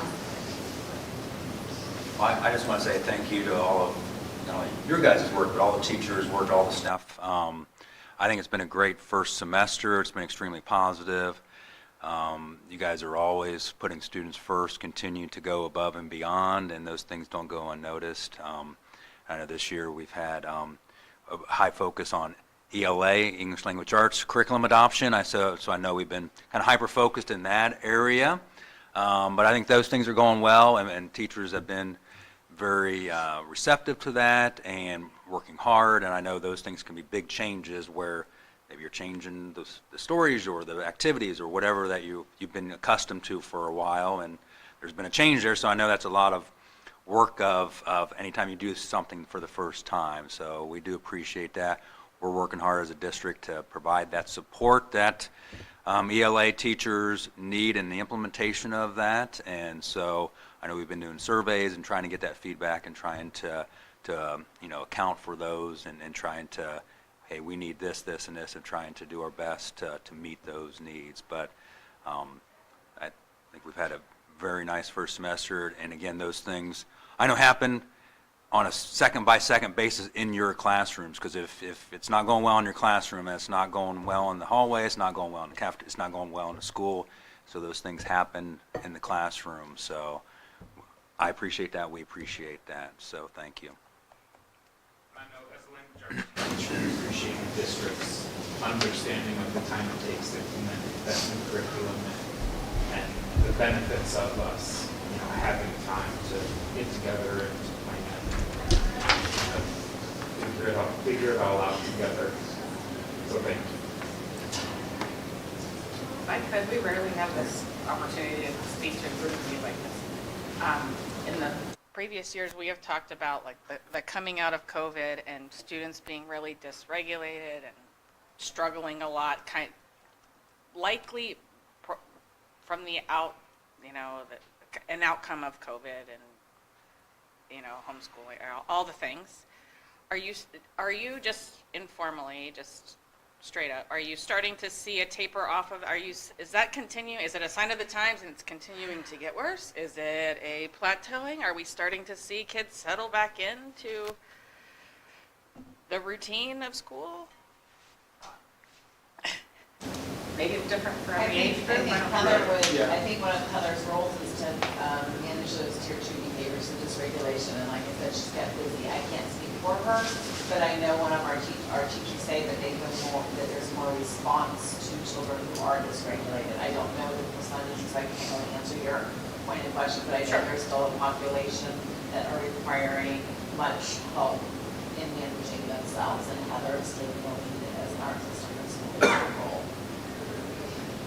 Yeah, I'm not asking for data or anything, but just what are you seeing in the classroom as individual teachers? Anecdotally, I feel like the groups as a whole are kind of, coming back to what you would expect out of a typical, I'll say, 6th grade student. But I think the cases of behavior and especially the social and emotional issues that they're bringing with them, I think that group has gotten larger. I think that group is growing, and I think the behaviors and the dysregulation are more extreme than before. I mean, COVID is the timeline point that we want to point to, I would say. My understanding, let me try and understand this. So, kids who were doing okay are coming back to kind of doing okay, but kids maybe who weren't doing so well before are doing really not well now. Yeah, I would say that the number of kids like with those behavior issues or with those social and emotional issues, that number is growing, and the behaviors and the issues are more extreme, I think, just in my observation. Yeah, and a secondary level, I can't do this at an elementary level, but we're also seeing in the same time frame this heightened use of social media. And again, banning the phones is getting large. Thank you, John. I was going to ask, that was my next question. How's that going? That's been great. That is really helped a lot. But they still outside of school, but clearly still spend a lot of time on social media. So I think that it's hard to suss out which things are a result of the increase in the time and the influence of social media on the safety of students grew up with it versus... We pushed them onto it during COVID too, like a lot of kids who maybe weren't so computer-y got pushed onto computers. I mean... possibly, but this is more the social media apps. This is more communicating and living a social media life outside of their other lives, right? Or in place up, yeah, and that's really, so that to me, those kind of two things, it's hard to suss out which is which. I think those are some of the things that concern about students. There's an organization I ran across maybe a year and a half ago called Wait to the 8th. And apologies, I'm not super deep into it. So if it's some fringe whack job thing behind the scenes, like take it with a grain of salt. But I know I've been, so many parents, I mean, share that concern, and it's such an issue. I've been trying to find a champion if there's a community member that wants to look into that or something like that, because it really seems like, I mean, you need community support, because I've got a 13-year-old and a 10-year-old, so I hear all the time, well, so-and-so has Facebook and TikTok. I'm like, well, not in our house. But so having a community effort and parent education, I would love to see something like that. So if anybody out there knows of a parent that wants to take on that as a champion, something like that, I think it'd be really cool. And sorry, wait to the 8th is wait until the 8th grade for like cell phone and social media and stuff. But I wish we would have waited longer, but in a I mean, I've got 24 to 6, so, you know, older brothers and sisters, you know, bring that into the house, and so we used it as a teaching opportunity for responsible use of that. So my kids are probably on social media more than I would like, but we've also had lots of good discussions about you need to be your authentic person online and in person. So that's not healthy. So we used it as a teaching tool, but yeah, I mean, waiting is best. There's a class offered at the middle school for 6th graders and 8th graders called digital literacy. Yeah. And that is an enormous part of the conversation and the curriculum that those teachers have with the kids. And even I'm so sorry, I didn't realize that. Oh yeah, even my kindergartner has literacy at Stephen Bell, and it's, you know, he comes home and is like, you know, they're really, and I love that program. Those might be the most important things we teach. absolutely. So some of my favorite moments, because I'm out in the community a lot and talk good things about the school, but parents or community members will come up to me and say something like, I wish we had something that taught responsible usage of computers. And I'm like, let me tell you about digital literacy. And they say, well, I wish we had something that kids today would learn how to budget. I'm like, let me tell you about financial literacy. And like, Bellbrook has things, and they're always amazed and super happy. So yeah, you guys are all crushing it. I don't want to answer your question, Audrey, since I have 4th grade, the 4th graders were kindergarten, you know what I mean? Right, yeah, that's a Yeah, which is a crucial year, and I say academically, I feel like overall they've recouped. And I only have 50 out of the 200 kids every year, so, you know, I can only speak, you know, for the kids that I see. And then, you know, when I talk about them, I feel like academically they're about this, like, it hasn't changed. They still are kind of where they have always been, and Bellbrook's got pretty high academic students in general. And I agree with Eddie behaviorally, and I don't think it's COVID. I think it's the times. It's the social media. You know, there's more behavior issues and more, you know, I've had more kids with anxiety because I've done 30 years. I've always done 4th grade, special ed for years, but now it's regular. So lots of kids with anxiety and output, those kind of, so I just think it's more a sign of the time than COVID. Who knows? I'm just guessing. So that's my view take from my little 4th grade group. Well, from my 3 kids, one's graduated, they have always loved school, they learn a ton, so you guys are doing a great job. No, I mean, Katie loves school, Michael doesn't complain. He kind of likes it, you know, I mean, he likes it as well as an 8th grade boy could like school.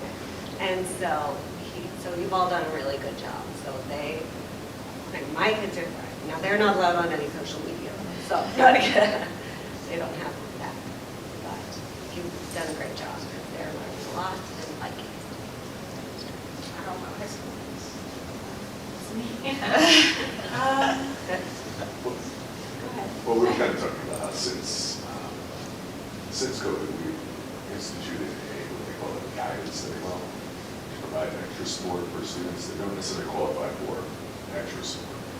Like 504s. And so that has been effective in helping provide, I think, at least, this child, Julie actually runs one of them and has for a few years. Yeah, it's just a smaller group where kids are in study hall and working on their work just in a quieter setting. And then I'm overseeing what they're doing pretty strictly. Your mother. But it, you know, hopefully it's helping bridge some gaps and fill some holes in.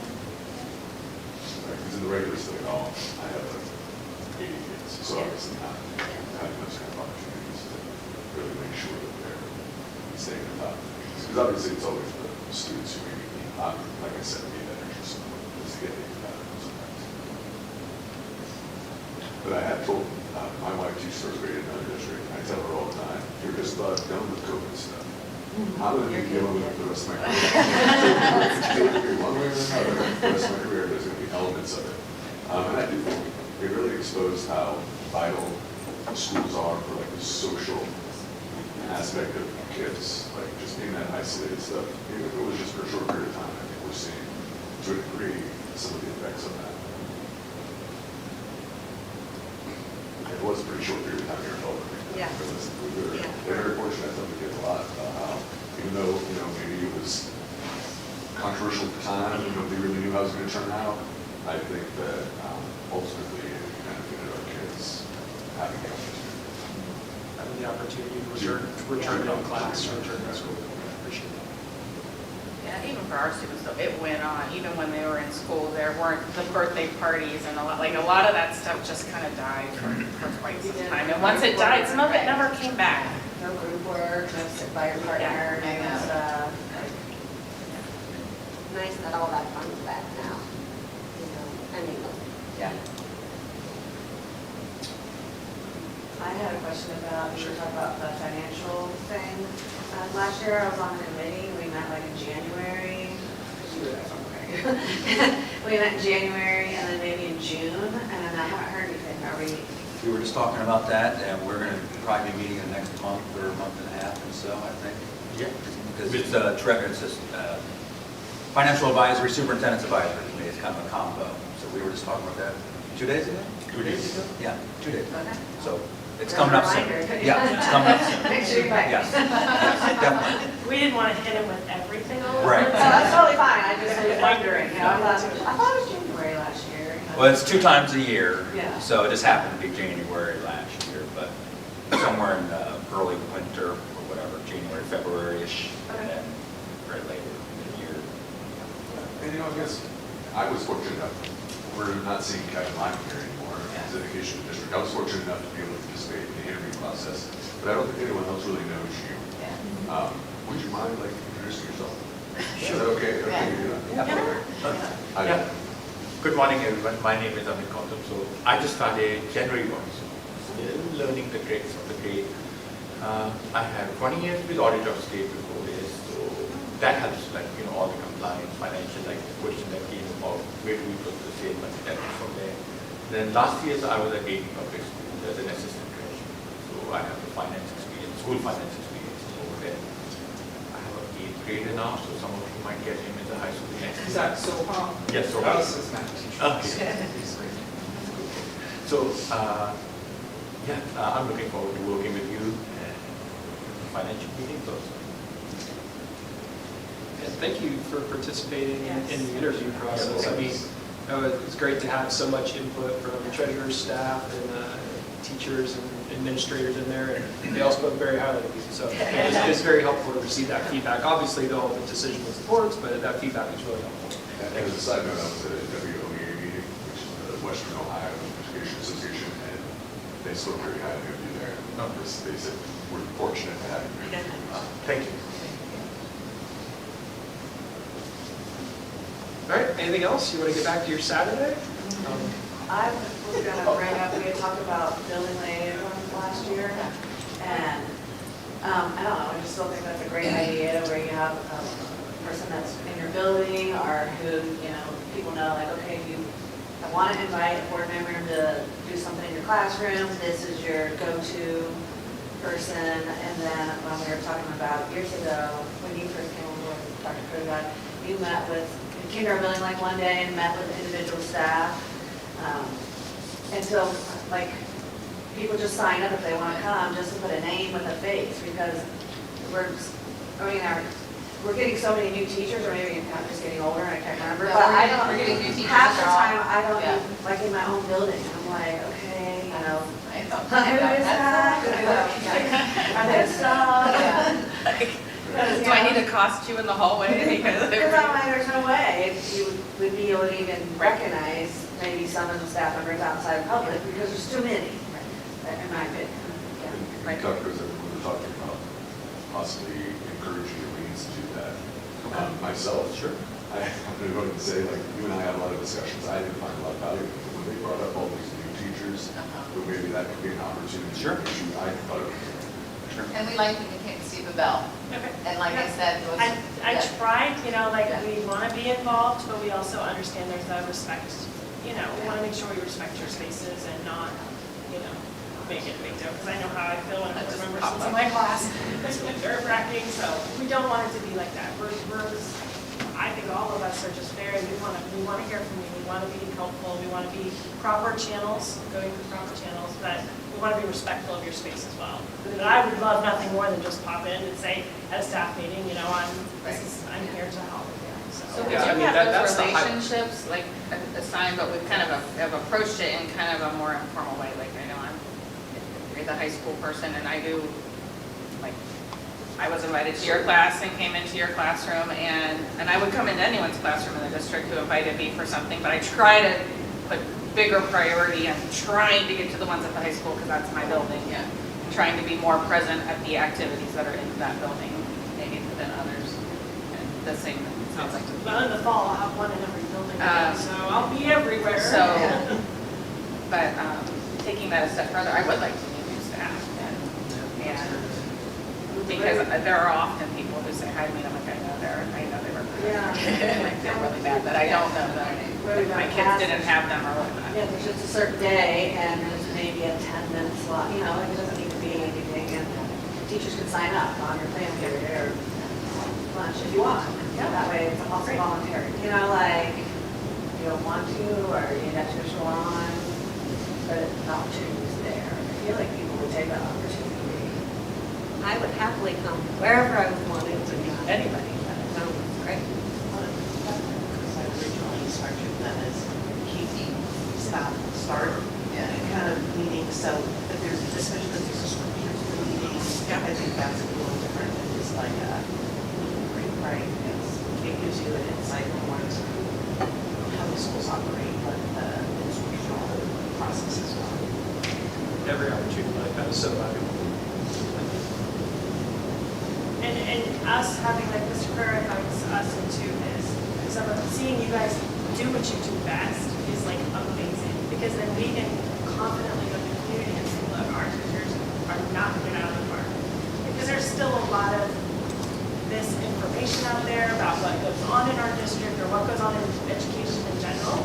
And I can personally say, being in your classrooms as a parent and a board member I can confidently say that our teachers are knocking it out. They are amazing human beings. I am honored that my kids look up to you, Marsh, and my son Caleb looked up to Mr. Herrera. My daughter loves Ms. Lefteberg. There's these relationships that I can confidently say, I knew before you guys were all amazing, but now I can say, no, my kids are in the building, I'm in the building. We don't have these issues going on here. This is just it's just nonsense. So we can confidently say that you guys, I can, that you guys are just amazing. And I'm honored that my kids are in your presence and looking up to you as role models. So that's Thank you.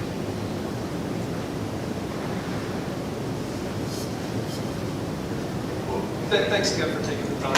Yeah, the door's always open. Is there anything you want to talk about, or I'm sure maybe we'll be talking to you throughout the year about maybe some policy things or something, but appreciate you. Before I had mentioned a few board meetings ago about the chess club getting some sort of, if we could talk about that maybe, if that's a conversation that we could start having. Sure. Because it's getting bigger. Sure. And just making sure that those teachers feel supported in their role. A lot of parents have been asking if they can a club, official. Okay.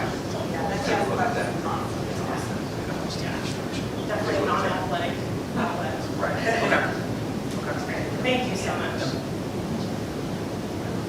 Thank you. Thanks for coming in. Happy Saturday. Thanks. Enjoy your weekend.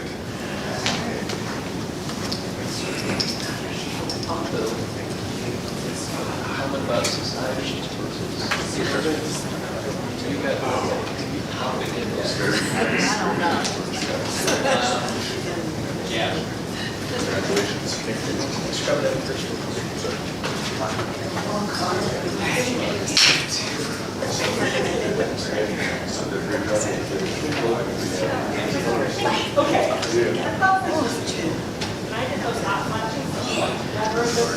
It's always good seeing you. How are you?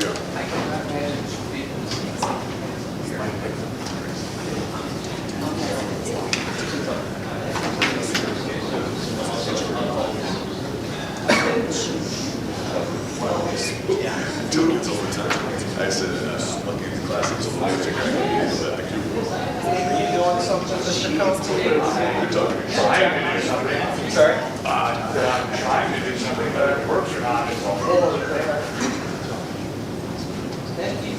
But I'm not sure.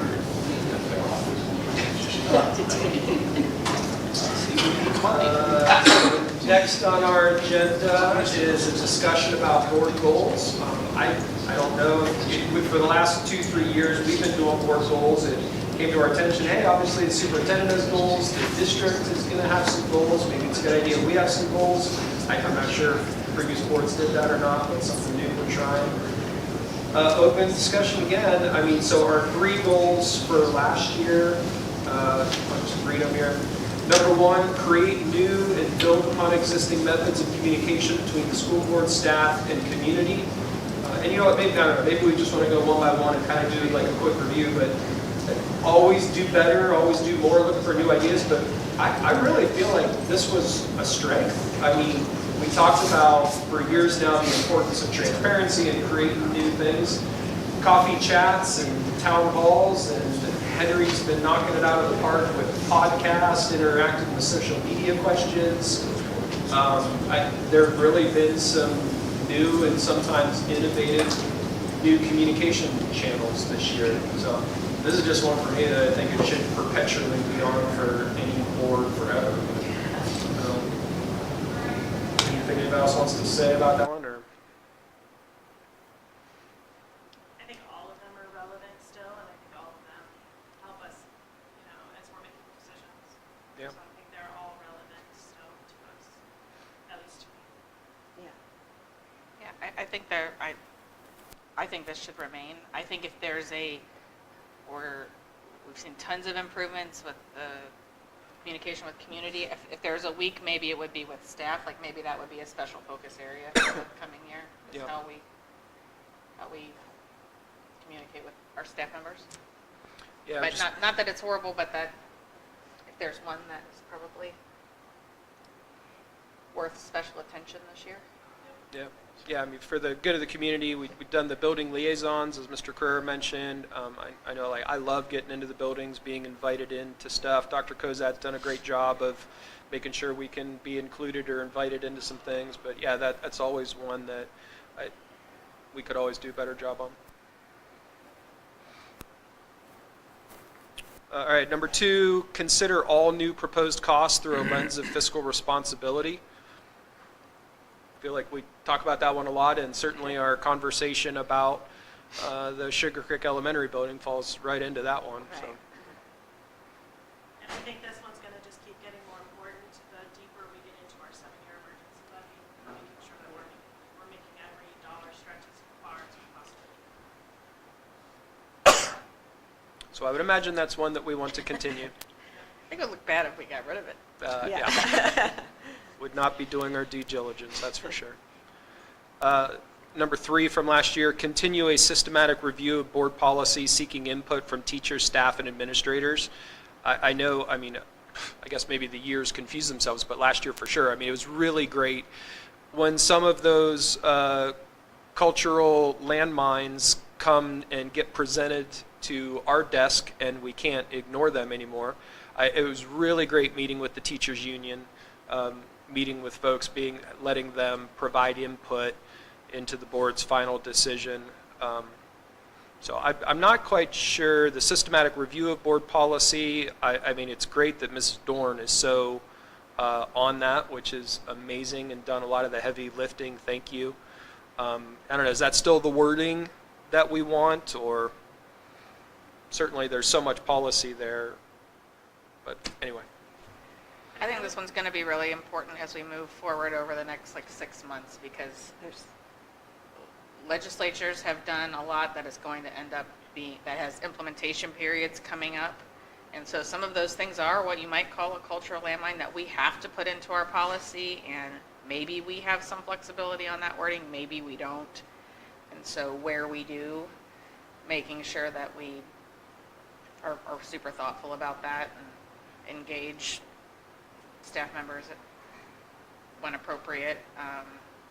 When we have flexibility, and some of these the laws and whatnot are coming down, that we don't have flexibility and it says, here is the law and the board shall make a policy that says this. Yeah. And I think communicating the why behind some Yes. of those Yeah. is going to be crucial. Right. Like, we're not just making this up. We have to follow these procedures and this wording.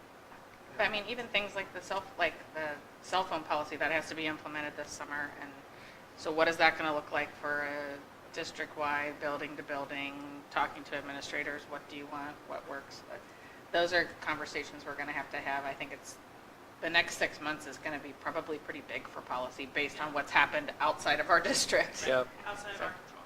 Right. Well, and I was trying to think of like new goals, and I was thinking about new goals, but now that I'm sitting here, like it might actually fit in more to this one, is that because there's laws that have been passed, things that are outside of our control, policies we're going to have to do, and some of the things, like I've read some that, like, you know, and I think it was House Bill 556, the number might be wrong, but, you know, age-appropriate materials being presented to a minor, like, it introduces criminal charges for the first time. So what I would love to do in having these open discussion or not is make sure that where appropriate, like, we're protecting our teachers by there being clear enough guidance, because what is age appropriate over here might not be defined as age appropriate over here. So what the last thing that anybody wants is for a teacher or staff member or somebody, if it's a gray area in the law, to accidentally overstep, and just it not being communicated of, hey, here's probably what this term means, or this is what this term means. So I was trying to think about how to word, like, you know, want to help protect our teachers, protect our staff by helping in understanding if there are any more vague parts in a new law that lawyers are going to fight over. I'd really love to have a conversation about, no, okay, what does this term mean? What does instructional material mean? What does age appropriate mean? What does classroom setting mean? I can't find a definition in Ohio Revised Code for classroom setting. Let's make sure that we talk through some of those things and have a clear understanding all across. And So I don't want our policies to have gray areas, because I don't want to be caught in that crossfire. Yeah. So I would like it to be very clear, you know, involving our teachers as well, because they're the boots on the ground. And implementation is going to be important about a lot of this. And if someone accuses us of implementing incorrectly, I would rather it be the district implemented it incorrectly rather than an individual person Exactly. is in the crosshair. That what if it's a part of what you said, Mike? Continuous systematic review and communication of board policy, because part of that's going to be whatever gets captured into board policy. How does that get rolled out so everyone's kind of clear on how we are moving forward with that as a district? Is that, because there are some policies coming down that aren't going to be generated here, that have been generated outside of here, that we are going to have to implement, and some of them are going to require some training, I think, or some at the very least communication with staff and even maybe even parents on how this is getting implemented here at Bellbrook. So maybe just adding that word, continuous systematic review and communication of board policy. Okay, yeah, that's good. How does that sit with you, Dr. Kozak? Yep. I think it's important because, again, like you said, I think there's laws coming down, have already come down that have a direct path or you have to do X, Y, and Z, and so communicating those things. And sometimes, sometimes there's a lot of legalese in some of those things, and you know, some of them, the changes are, I won't say semantics, but they're technical kind of changes. They aren't they aren't like substantive kind of changes, but of the big picture kind of things, I could see there'd be value in that. Yeah, the ones that Yeah. are affecting the classroom, there are some of them Right. that are going to drive questions from staff, and like we Right. need to give them an outlet to Right. when this happens in my classroom, how should I handle it in a very tactical way, I think, is going to Right. be important. Okay. Yep.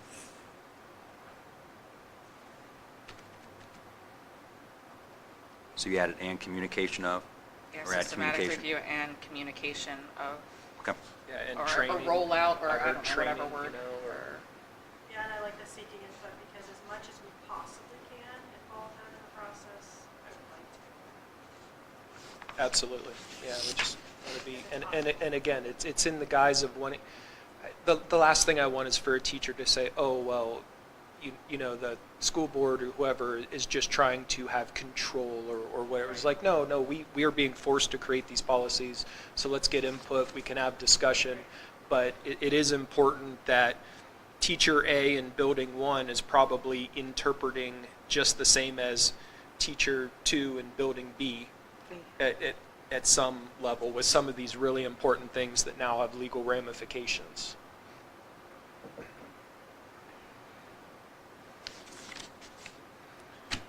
All right. Anybody have anything else for board goals?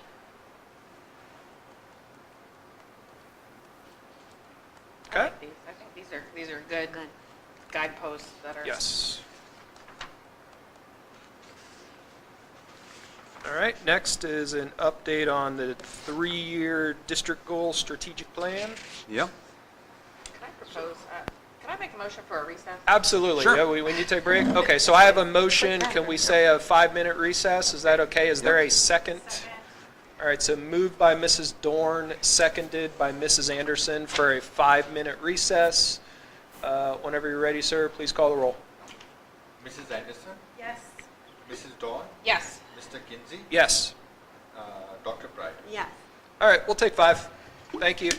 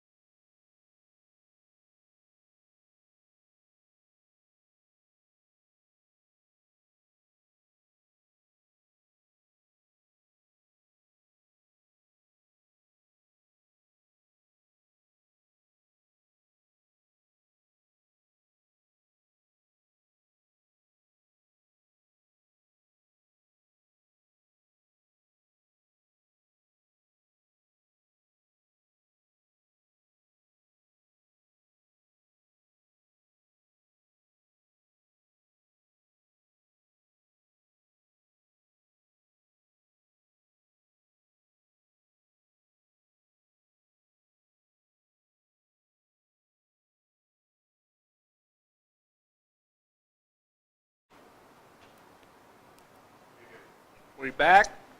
All right, we're back. All right, the next thing we're going to cover here is district goals. So this is our district goals 2023-2026 plan. And so this is year 2 of our 3-year plan for district goals. So this is our mid-year update. So this was our created our goals and gets approved them in October of 23. So that was year 1. Last year was year 1. This one's year 2. So last June gave a end of the year update, and so I thought I'd give a mid-year update to our district goals. So going to the next page here. So here's our overview of our goals. So we have 2 culture and climate pieces. We have focus 3 and artist and teacher, and those are really carryovers from our previous strategic plan. We had some good things going on and wanted to continue those items rather than just starting something new. We wanted to dig deeper and go even further into those and expand those. And then new in this plan, systems and processes, it really, again, systematizing, using implementation science, research, evidence-based, making our things more systemic and more proactively planned out for the long-term success of our programs. And we're actually using that for our ELA implementation this year. Facilities, and that obviously has a huge focus this year with our Sugar Creek Elementary. And then finances is always on there. So we have different people, staff members who are leading each of these groups. I'm going to bring them up. So Mr. Han, I believe you are first for culture and climate.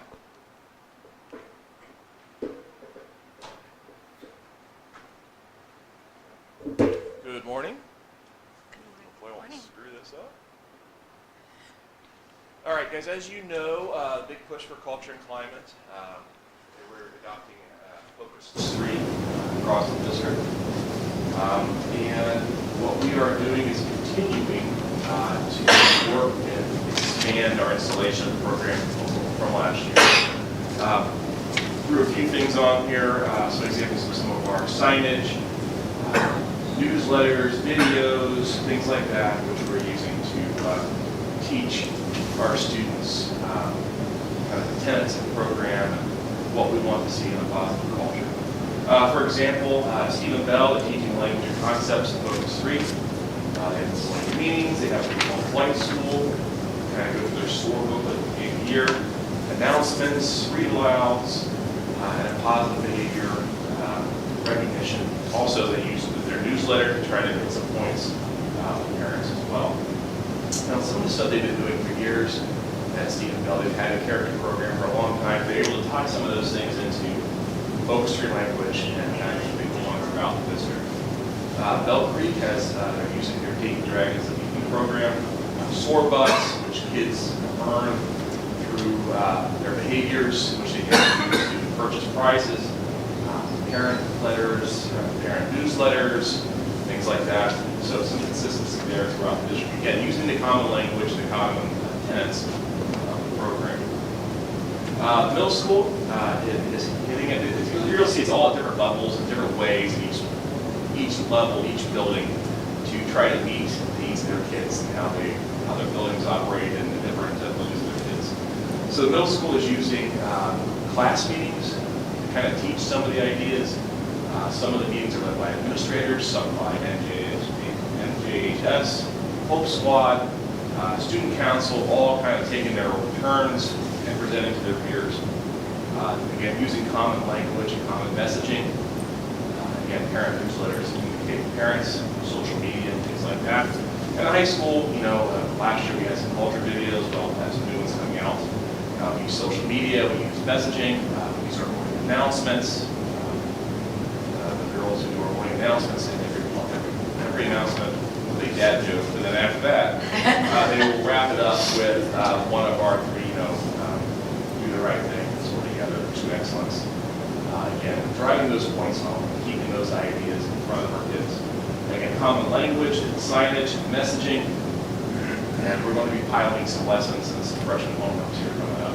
Mr. Boyers take on that with a few people and try something out, then we may expand that next year to more groups. Again, hitting those tenets of what we're about and what we want our kids to do, and I think it's working. Our discipline is down. It's been down the last several years. Our kids are doing a great job. Our admins, our teachers, and everyone else from kindergarten on up, we're kind of working together on this. And obviously, different ways, different buildings, but to reach our kids, communicate with parents, and really try to ingrain and integrate these ideas in what we do. So, very pleased where we're at, and we'll keep moving forward. Thank you. Thank you. Any questions?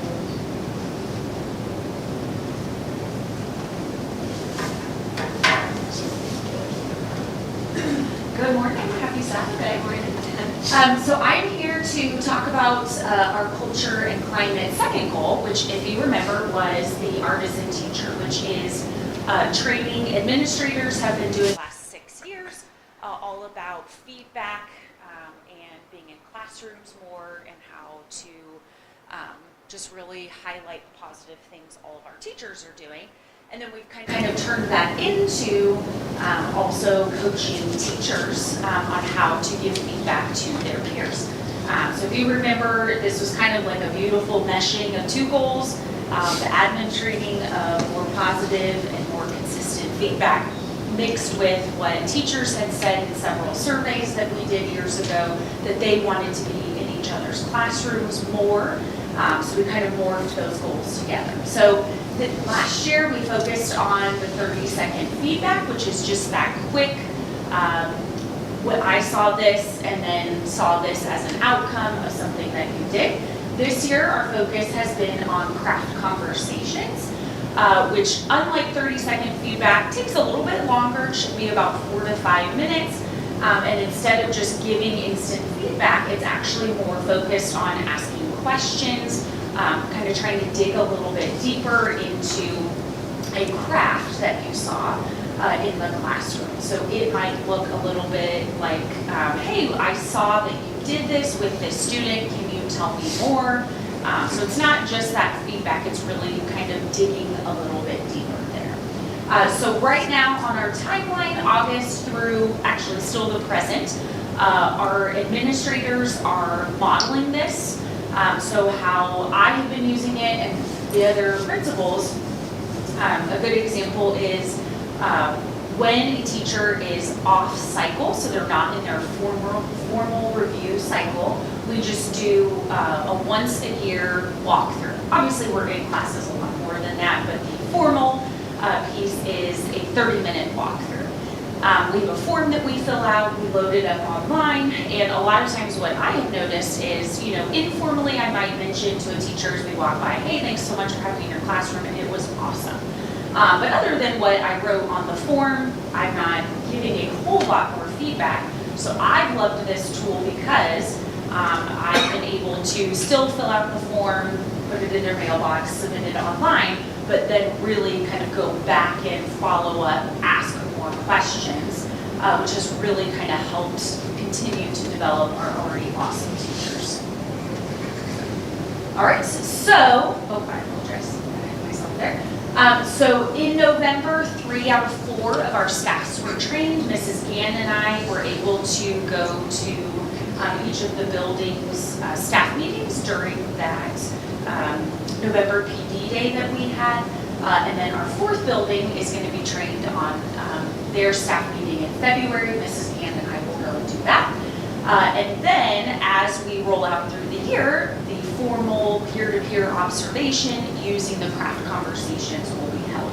So each building does it a little bit differently, but we're very fortunate. We bring in subs. Teachers are able to then spend a whole period, and then we're using PD day times because we don't ever want this to be another thing that teachers have to do. There will be inundated with so many tasks. We want this to be beneficial, so we're trying to provide time for those craft conversations on PD days, during lunch, that type of thing, so that it's not something extra that they have to use planning time for or anything like that. So by the end of the year, obviously 100% of staff from these last 2 years will have participated in 30-second feedback as well as craft conversations, hearing it from their administrators as well as getting to provide it and being provided it, if they get observed or when they go and observe another teacher. And then what we'll do is we'll do a survey just like we did at the end of the year, just to measure, did everyone participate,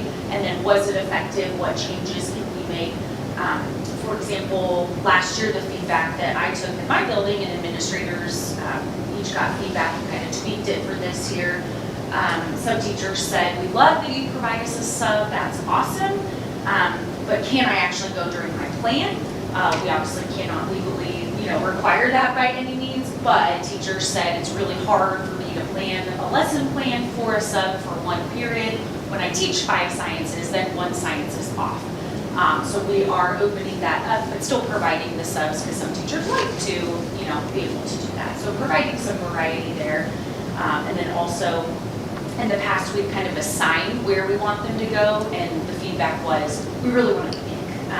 We want to pick who we go to see because maybe I'm teaching something different this year, so I really want to go see my partner teacher. Or our 8th grade teachers last year asked if they could actually go up to the high school and do their observation with high school teachers so that they can really kind of get some of that feedback there. We have a 5th grade teacher that wants to come up to the middle school to observe. So kind of tweaking and changing just to make it truly beneficial, not just something that we're checking the box for. So, any questions on this part of the line? Okay, thank you. Thank you. Thank you.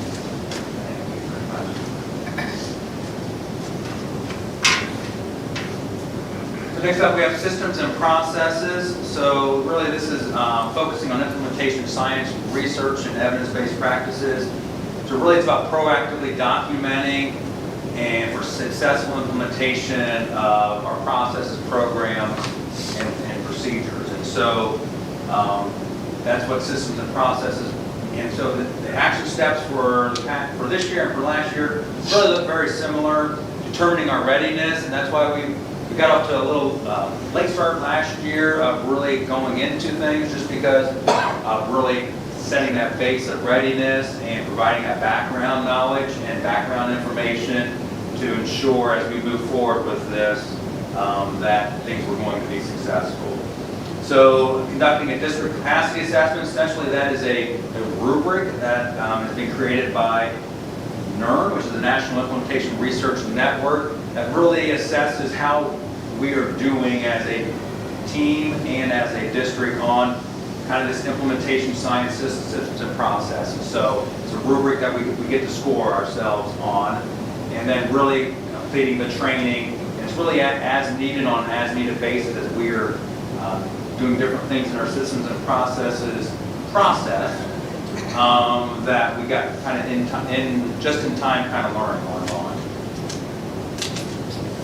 So indicators of success, really aligning or aligning with those district readiness, increasing our scores on that district capacity assessment, and then also successfully implementing each phase of those and updating systems and processes for human resources in 23-24, selection and deselection of materials in 24 and 25, and multi-tier systems of support for 25 and 26. And so really that's MTSS is academic and behaviorally, what do all kids need?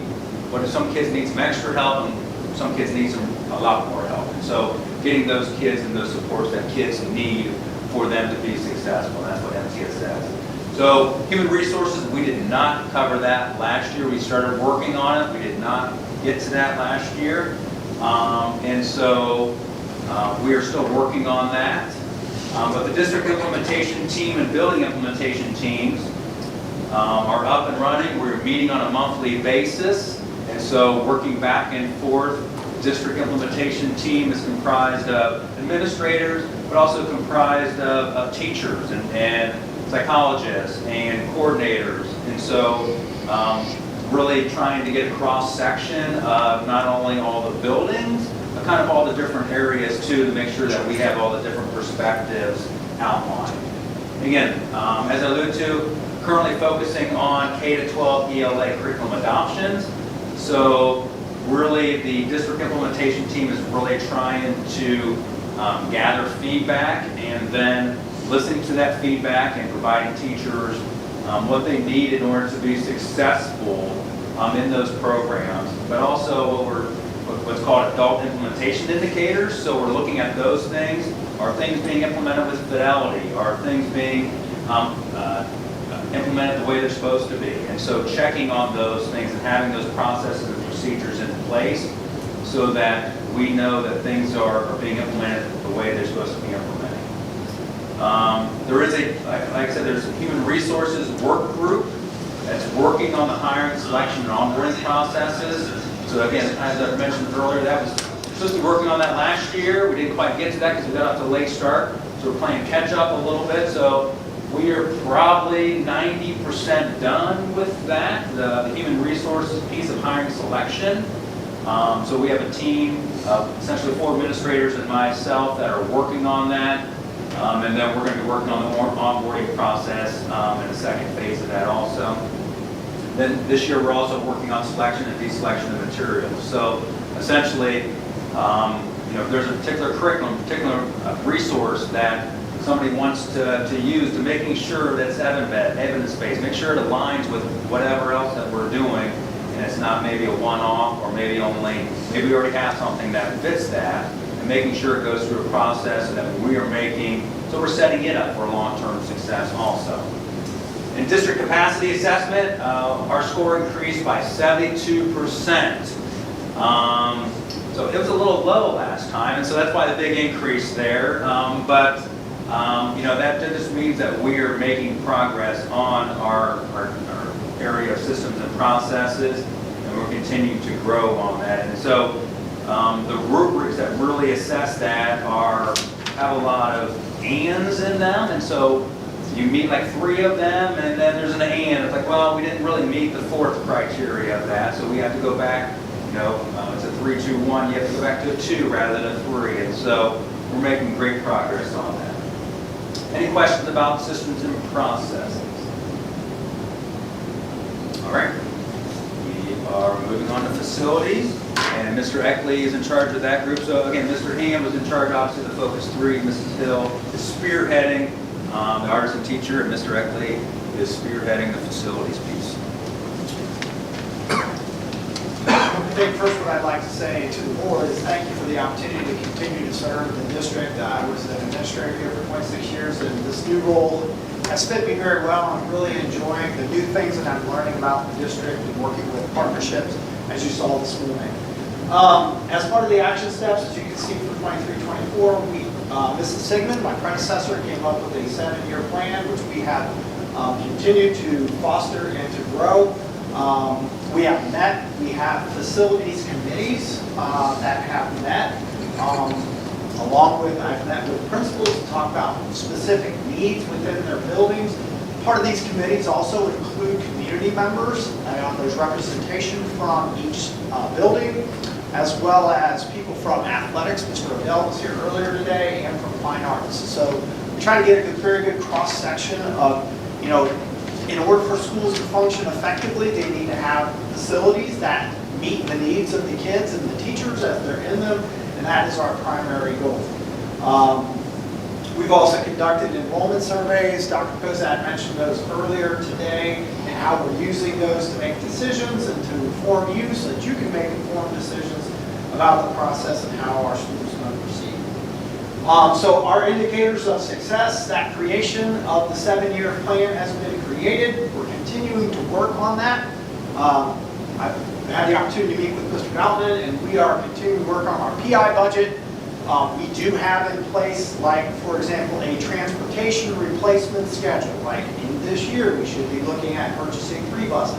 We need to purchase a maintenance truck or things like that. Those things have been laid out. They are in the plan, in the 7-year plan and the PI plan. Also in there, you'll find things like the warranty on the roof at the high school should expire in this year. So those are items that we should be planning for as we move forward, so we're not caught off guard with any astronomical costs. When you're talking about machines, obviously machines become outdated and outlive their usefulness. So we are still in the process of putting those things, much like that's kind of how we discovered about the things about Sugar Creek. Hey, the boiler is this old, how long can you expect it to last, HVAC and things like that.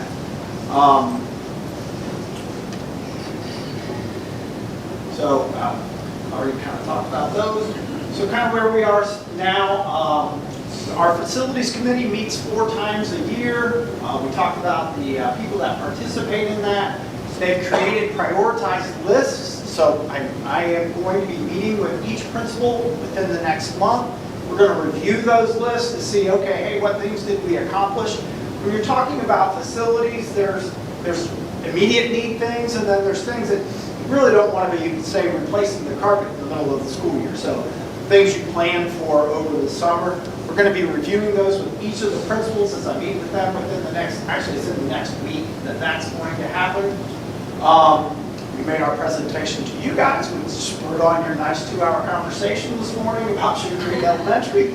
Okay, I appreciate you guys taking that on, and I also want to echo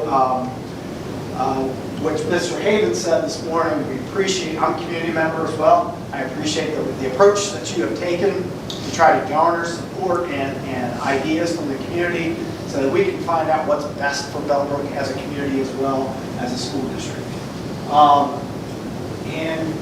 We've also met with outside groups wanting to create a financial group that's looking at putting in a high school weight room. To date, they've received commitments, okay, let's see, not money, they've received commitments to $500,000. I want to reemphasize again, for that high school weight room practice facility, there are no tax dollars that is put in that. Nothing is coming out of our budget to them. That's all being privately funded. And Dr. Cozette and I have met with those people that are kind of in charge of that. And we've set up guidelines saying, hey, we'll pursue it once this much money has been secured. Okay, so we're not making any promises that this is going to happen. This is a goal. It's a dream that we would think would benefit a lot of our kids, but it is all privately funded. Questions? Yep, last but not least, Mr. Cobb, come on up. Finances.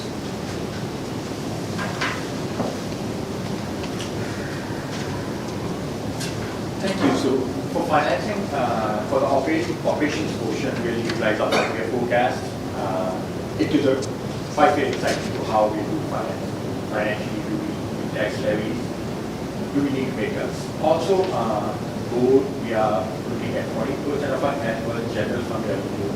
We want that in cash. For the facilities, as Mr. Ackley mentioned, we're using a rolling 7-year master facilities budget to see can we afford it and what projects we want to have. We want to provide our taxpayers a comprehensive annual update.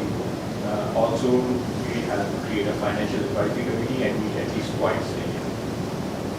This one is the same. Indicators of success would be if we have 20% cash balance in the general fund. We're using the 5-year forecast and some of the master facilities. Grounds plan, and the stakeholders are being informed. Also, the financial advisory committee is meeting twice a year. So the required minimum cash balance as of December 31st was 18.6 million. That's how much cash we had in the general fund. The required balance, 20% was 7.4 million. So we're doing well right now financially in the general fund. Business planning, Mr. Ackley and I met and talked about the 7th Master Facilities program, and we'll be working on it in the near future. The issue with that one is we have one levy in the permanent improvement fund, and it generates about $900,000 a year. And the demand of permanent improvement demands are much higher than that, with some major upgrades required. Our taxpayers will be provided with an annual update in the spring, which newsletter. And the last thing, the financial advisory committee hasn't met as yet for this fiscal year, but we are planning on meeting in the near future, usually twice before June. Any questions? I have a request. So we've been talking about Sugar Creek Elementary a lot and the needs of the community and community ones. As you move forward with, if I understand what you just said about the permanent improvement fund, and that what's basically, am I hearing right, what's coming into that fund is not enough, like is not what we need. Is that fair? Yes. Yeah, I mean, it depends on, like, for example, we have roofs that will be going out of warranty at some particular near future here. And so the question is to assess that roof does it really need to be replaced just because the warranty is out? Or is it okay, and if something happens after the warranty goes out, we'll just pay for it? And so it's those things that are major players in it, but there's also some HVAC and some ice chillers, there we go, that probably need to be replaced, or one has been fixed multiple times and is on its last leg. So it's one of those, same kind of thing with Sugarcreek Elementary, is like how far do you push those? So the roofs probably are the major player in if we have enough money from the permanent improvement, or if those things get pushed off into the future. But the permanent improvement levy, it is not collecting, I think it's an original 2 levy, I think, and it's not collecting anything close to that. So, okay, so I guess my request is if there are big things like that that we know are coming with our major facilities, not Sugarcreek Elementary, if there is a way to look at this as they like the finance goal with the facilities goal, and to say, hey, it would be really good if we can get $50,000 out of that property so that we can use that money to replace this thing in this building. I think that's really important information for the community to know, and that could steer some of our efforts. Not that we're trying to squeeze every dollar out of that, and not that we're not taking the community into account, but if we can say we have this big need up here, and so if we can at least get this much money out of that property, it would fix this problem. I think that's really good, tangible information that we can share with the community. So if we could look at that in an overlapping way, I think would help me. We can do that.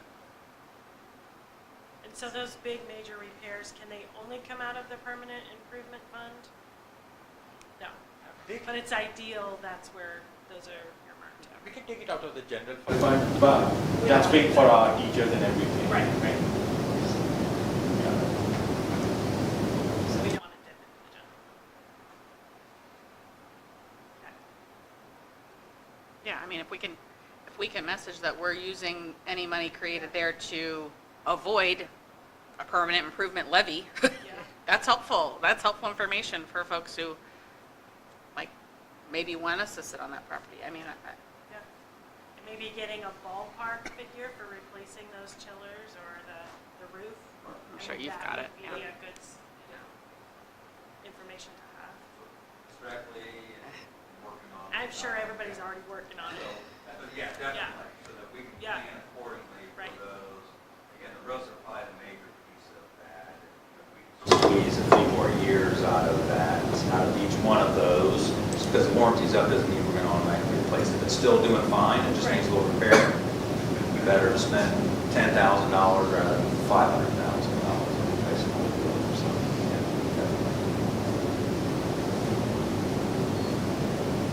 Anything else? Thank you. Thank you. Thank you. Any questions or overall thoughts? Those are all of our goal information. So again, this is year 2, so we'll come back in June, give you an update on year 2, and then maybe at this meeting next year, I'll think all the way next year at this meeting, probably need to be thinking about what do we want to do with our next plan, because that will be year 3. We did a 3-year plan.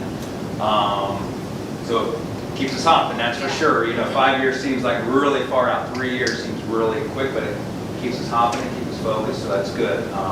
But probably at this time next year, we probably need to be thinking or gathering feedback or initial thoughts on what we want to do for our next one. All right. Thank you. Thank you so much.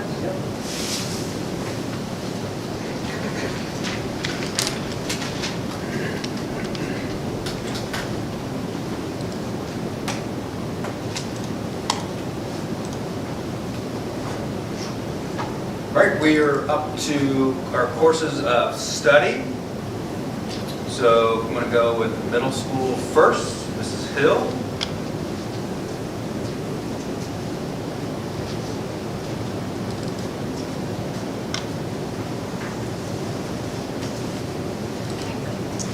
Have the PowerPoint. You never said it. All right, so no major changes at the middle school this year. We're very grateful. Last year, if you remember, we just made a slight name change with our intro to family and consumer science class so that it just lined up a little bit better with the high schools, same name, same sponsorship by the Greene County ESC. So what I do have for you here today is kind of just walking you through just a reminder of what our options are for our middle schoolers outside of their 4 core. So in each grade level, obviously, we're doing math, science, social studies, and ELA. We do offer regular and gifted ELA for those kids that qualify for gifted services. And then math, obviously, is different levels. A 6th grader can take math 6 or math 7. A 7th grader can take math 7. They can take algebra 1. They can take math 7, 8, or they can take math 8. And then our 8th graders can take math 8, algebra, or we have a very small group that qualified to take algebra 1 as 7th graders, so they're actually taking geometry as 8th graders. So then our other 2 periods, we are 6-period day plus our homeroom period that we call Eagle. We have our electives and then we have our encores. So our encore classes are those trimester classes that every student takes. Unless they are in need of some tier 2 intervention, they would be in a math lab, a reading lab, or for example, if a student on an IEP has goals in both, we have combo labs. But other than that, and we really try to look at the schedule and the student's needs, that may be in place of their elective or it could be in place of their encore. That's something we really discuss heavily with parents to make sure that we're still meeting the full needs of the kids while presenting those tier 2 interventions. So for 6th graders, it is Health 6. You can see the topics there. Can I scroll down? Goodness, Mr. Contier. Hey, I just got the thing, so if you give me a second, I can get it up. Sorry.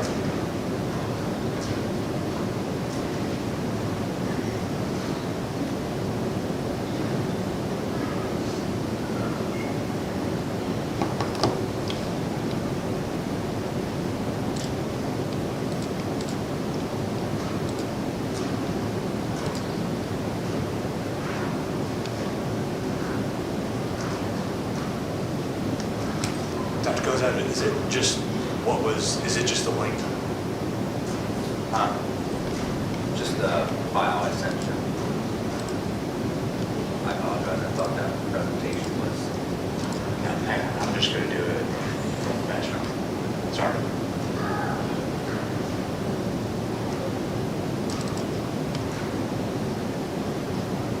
Unless you want me to take over the camera. No, I'm just going to...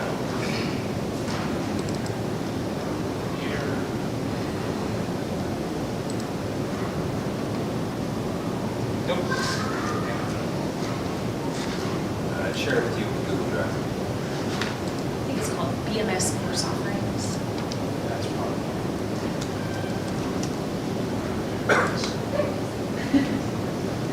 Sorry.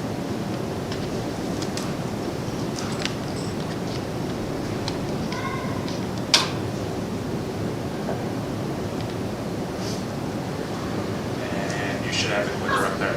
All right. So in 6th grade, the encore is Art 6, Digital Literacy 6, that Mr. Lone actually talked about, and then Health 6. And then if you remember 6th graders, one of the things we made a change in 2 years ago was we really wanted to try and have all 6th graders still engaged in music in some form or fashion. We understand not every kiddo wants to sing in choir. We understand not every kiddo wants to do band. So that's when we added that music exploration course. Those that didn't do band or choir, if you remember, they did like a soft study skills class. which was excellent. But in gathering feedback from our 5th grade music teacher as well as our current music teachers, we wanted to just have one more year where every kiddo gets exposed to music. So that's where that course came from. And then in 7th grade, I apologize, that is switched every other day with PE. So a kiddo might have their music course Monday, Thursday, and then the other days they're in PE, and Wednesdays switch off. Or Tuesday, Friday, the other days are PE. Then if you remember 7th grade, our encore is automation and robotics, PE, and health 7. Again, we're very, very fortunate, and I'm so grateful for the partnership that you allowed that we set up with the Career Center. So we have the automation and robotics class, and then our electives now, we do introduce that elective rotation. So a kiddo can take band, choir, or they can do the 7th grade elective rotation, which is flight, again, another class through the Career Center, Art 7, and then Eagle Outreach, which is our class that is focused on outreach in the community. So right now, really cool thing about that class, we have kiddos at Kaylee's Place helping, we have kiddos at the preschool downtown, they're serving at our preschool, Stephen Bell, BCI, 6 of 4 Paws, basically any organization. In the past, we've had kids volunteer at the food pantry. So we absolutely love that class. Mrs. Klein and Mrs. Moore do a great job facilitating that. And we're also really grateful for the parents that step in and are able to come pick them up. They can go in the middle of the day and they use Eagle and lunch to serve, or they can go at the end of the day, and actually many kids will stay past even their school hours there. But that does not happen without parent volunteers, so we really appreciate that. And then to wrap up here, our 8th grade offerings. Encore is that introduction to fueling consumer science, name change last year, PE, and then design and modeling. Both of those classes with the stars, of course, again, through our partnership with the Career Center. And then electives, once again, band, choir, or the 8th grade rotation. So that medical detectives, which ties directly to our classes that we offer at the high school. And then food and fitness and digital literacy. And again, if a student is requiring maybe some tier 2 interventions, they could also be in a reading lab in place based on parent feedback and what we think is best for the students, either in those encores or electives. No changes this year. I'm very grateful for the many, many offerings that we can have for students. They get exposed to a lot of different things and a lot of variety that they can do. Any questions? I just have to say, my son said the medical detective class was his favorite class. Awesome. Yes, Mrs. Guest does only one, formerly Mrs. Bergman, Mrs. Guest. She does a wonderful job with that. And they had to do, one of the things that I didn't even know, they had to both do, Mrs. Julian and Mrs. Guest, they had to do really, really extensive training with Project Lead the Way classes to make sure that they were prepared to teach that. So when they first started 2 years ago, about a month of their summer was doing those classes. So very well trained, and they do a really, really good job. Mr. Price isn't here, but with the flight classes, he's also set up some good partnerships with us. We've been able to have pilots come in. We actually had the helicopter land in the backfield.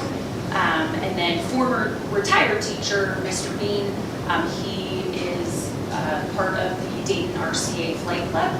And so they've been able to come in and do demonstrations and all those things tied to that flight class. So kids are getting exposed to a lot of things, which is fun, and what middle school is all about before, they have to kind of zone in and hit those graduation requirements in high school.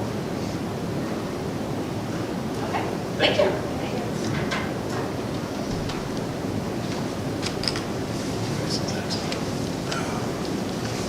Next up, we have the high school with Mr. Hand.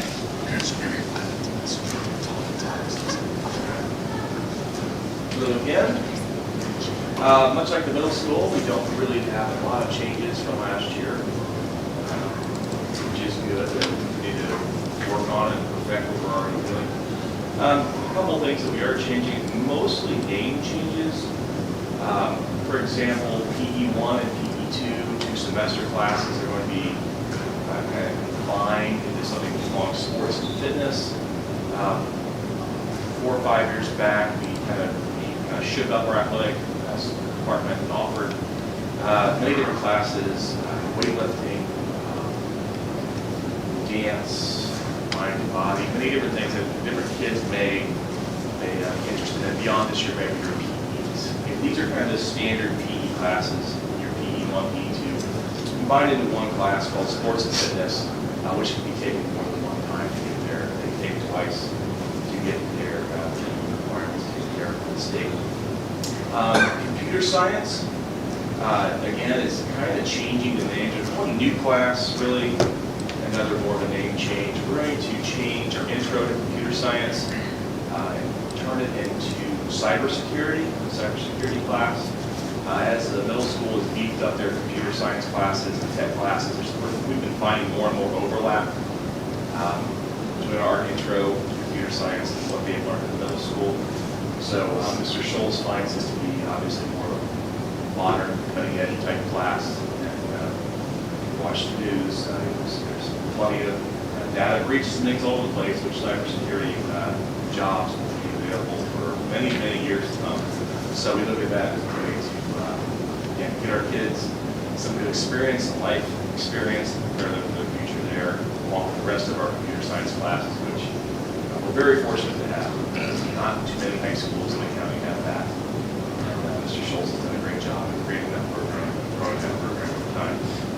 We're also changing computer science intro to Java. We're changing the language. We're going to do an intro to Python, which is more prevalent now. And again, same basic class, but different computer language. I don't know what that means, but they tell me that is a thing. So that's the other change there. We are reintroducing statistics, regular statistics, bring that back into the math department, which will serve a greater number of students. Again, it's an Algebra 2 equivalent, and the math department tweaks things a little bit every year to make sure they're reaching the most amount of students, and they're obviously their test scores show that. That's pretty much it. Again, our staff and students are working very hard.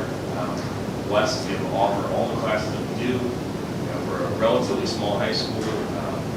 VHS offers a crazy wide variety of AP courses and CB courses and electives that many schools our size are not able to do. And that's due to our staff and their willingness to take on reps and learn new things and present that to our students. So our students are well prepared when they go to college or into the workforce or military or anything else they want to go, which it's a great thing. I'd like to talk to you guys in the future about some new state metrics about career and workforce readiness. That's something we need to talk about in the future. Some new report card things. But again, we're always looking at things to make sure our kids are prepared. Whatever comes next, we got a little targeted career fair yesterday for some of our seniors. We brought in representatives from trades. Really good feedback from the students who were involved and also some of our community partners. And then let the kids walk out of there with jobs. So something we hadn't done in the past, something we tried this year, and something we will continue to do in the future because it was a success. Any questions? I noticed that AP Calculus BC is no longer going to be offered, which is a bummer because my daughter and 10 other kids in her AP Calculus class right now were hoping to take it. That's one of those classes that comes and goes. Again, you're talking 10 kids, where sometimes they make decisions where that's a class that we take at a CCP. We have a need to serve more students in that statistics class, which will serve many more kids in that class. So BC is a great class. Some years we have 20 kids in it, sometimes we have 2 kids in it, sometimes we have, like you're saying, maybe 9 or 10 kids. So, and again, our math department, we have many different levels of many different classes trying to serve all of our kids. And it's just And no one who's qualified has a free period. Well, there are no free periods. Trust me, they are all teaching. They are all, and again, that's a class that we take at CCP or at the college level. It's the highest math class we have. Most schools don't offer it, so in the building. I remember at your last presentation, you mentioned how APs are better than CCPs a little, and I, you know. They're more challenging. Is there any way to still take the AP test for it? I'm sure I have to look at that. But usually you don't have to take a class to take the AP test. You can sign up for the AP test. So I'm sure you can. Will the guidance counselors help these kids who are all planning to take the class find a good? They should talk to their counselor. We were already looking and they don't have the same name, so we don't know which, you know, calculus class, CCP to. They would help sign up. It'd be college counselors. AP and BC are kind of two parts of the same thing, kind of overlap each other quite a bit. So BC's cover some of the, like the names, AB and BC. BC is actually still covering some of the stuff they were already learning before. So they're both great for college. Any questions? Thank you very much. Thank you. Anything else, sir? Before we can, next is open communication period. I'm going to assume that we don't have anybody. Do we want to double check the sheet? Somebody's There on are the people call. written down, but I don't know if they were from the town hall.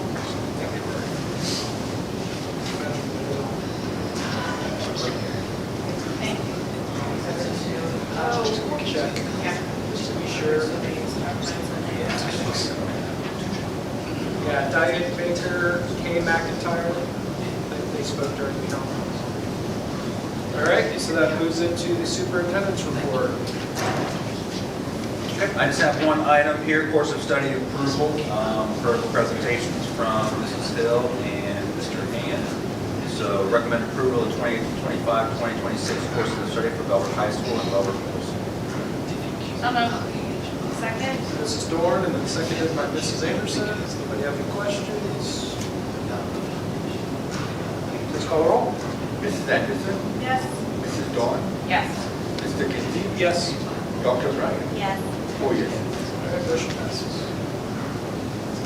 Okay, and then next is here, possible discussion.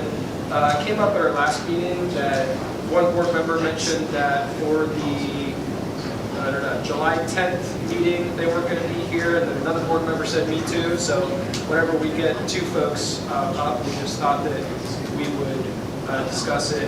It works fine for me. I don't care either way. So just to get us into discussion, I'm going to make a motion that we modify the board calendar where the July 10th regular meeting will be moved to July 17th. Does anybody want to second my motion? Second. Seconded by Dr. Pryor. All right, and if you guys want to talk about it, or anybody have any strong objections, or?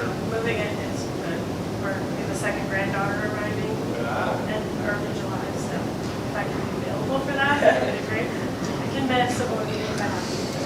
That works better for us. I'm good either way, I don't care.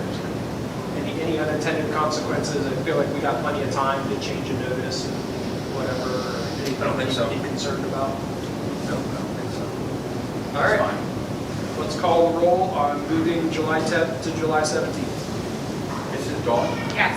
Mr. Kinsey, Yes. Dr. Bryan, Yes. Mrs. Anderson. Yes. All right, motion passes. Okay, anything else? So at this time, I would like to make a motion that we move to executive session for the purpose of considering the employment and compensation of a public employee per RC 121.22G1. Second. All right, moved by me, seconded by Mrs. Dorn. We do not intend to take any action whatsoever. But of course, people are welcome to stick around if you like for after we get back out. Please call the roll. Mr. Kinsey, Yes. Dr. Bryan, Yes. Mrs. Anderson, Yes. Mrs. Dawn. Yes. 4 years. All right, motion passes. We're in executive session at 10:59. Thanks for coming, everybody.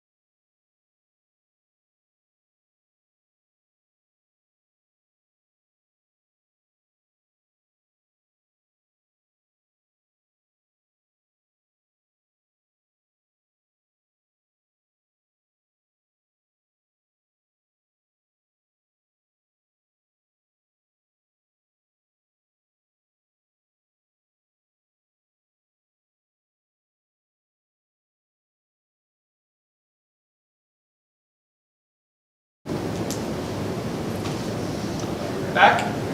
All right, we are back. We're out of executive session at 12:33 PM. I am looking for a motion to adjourn. So moved. Second. Mrs. Dorn, and then seconded by Mrs. Anderson. Please call the roll.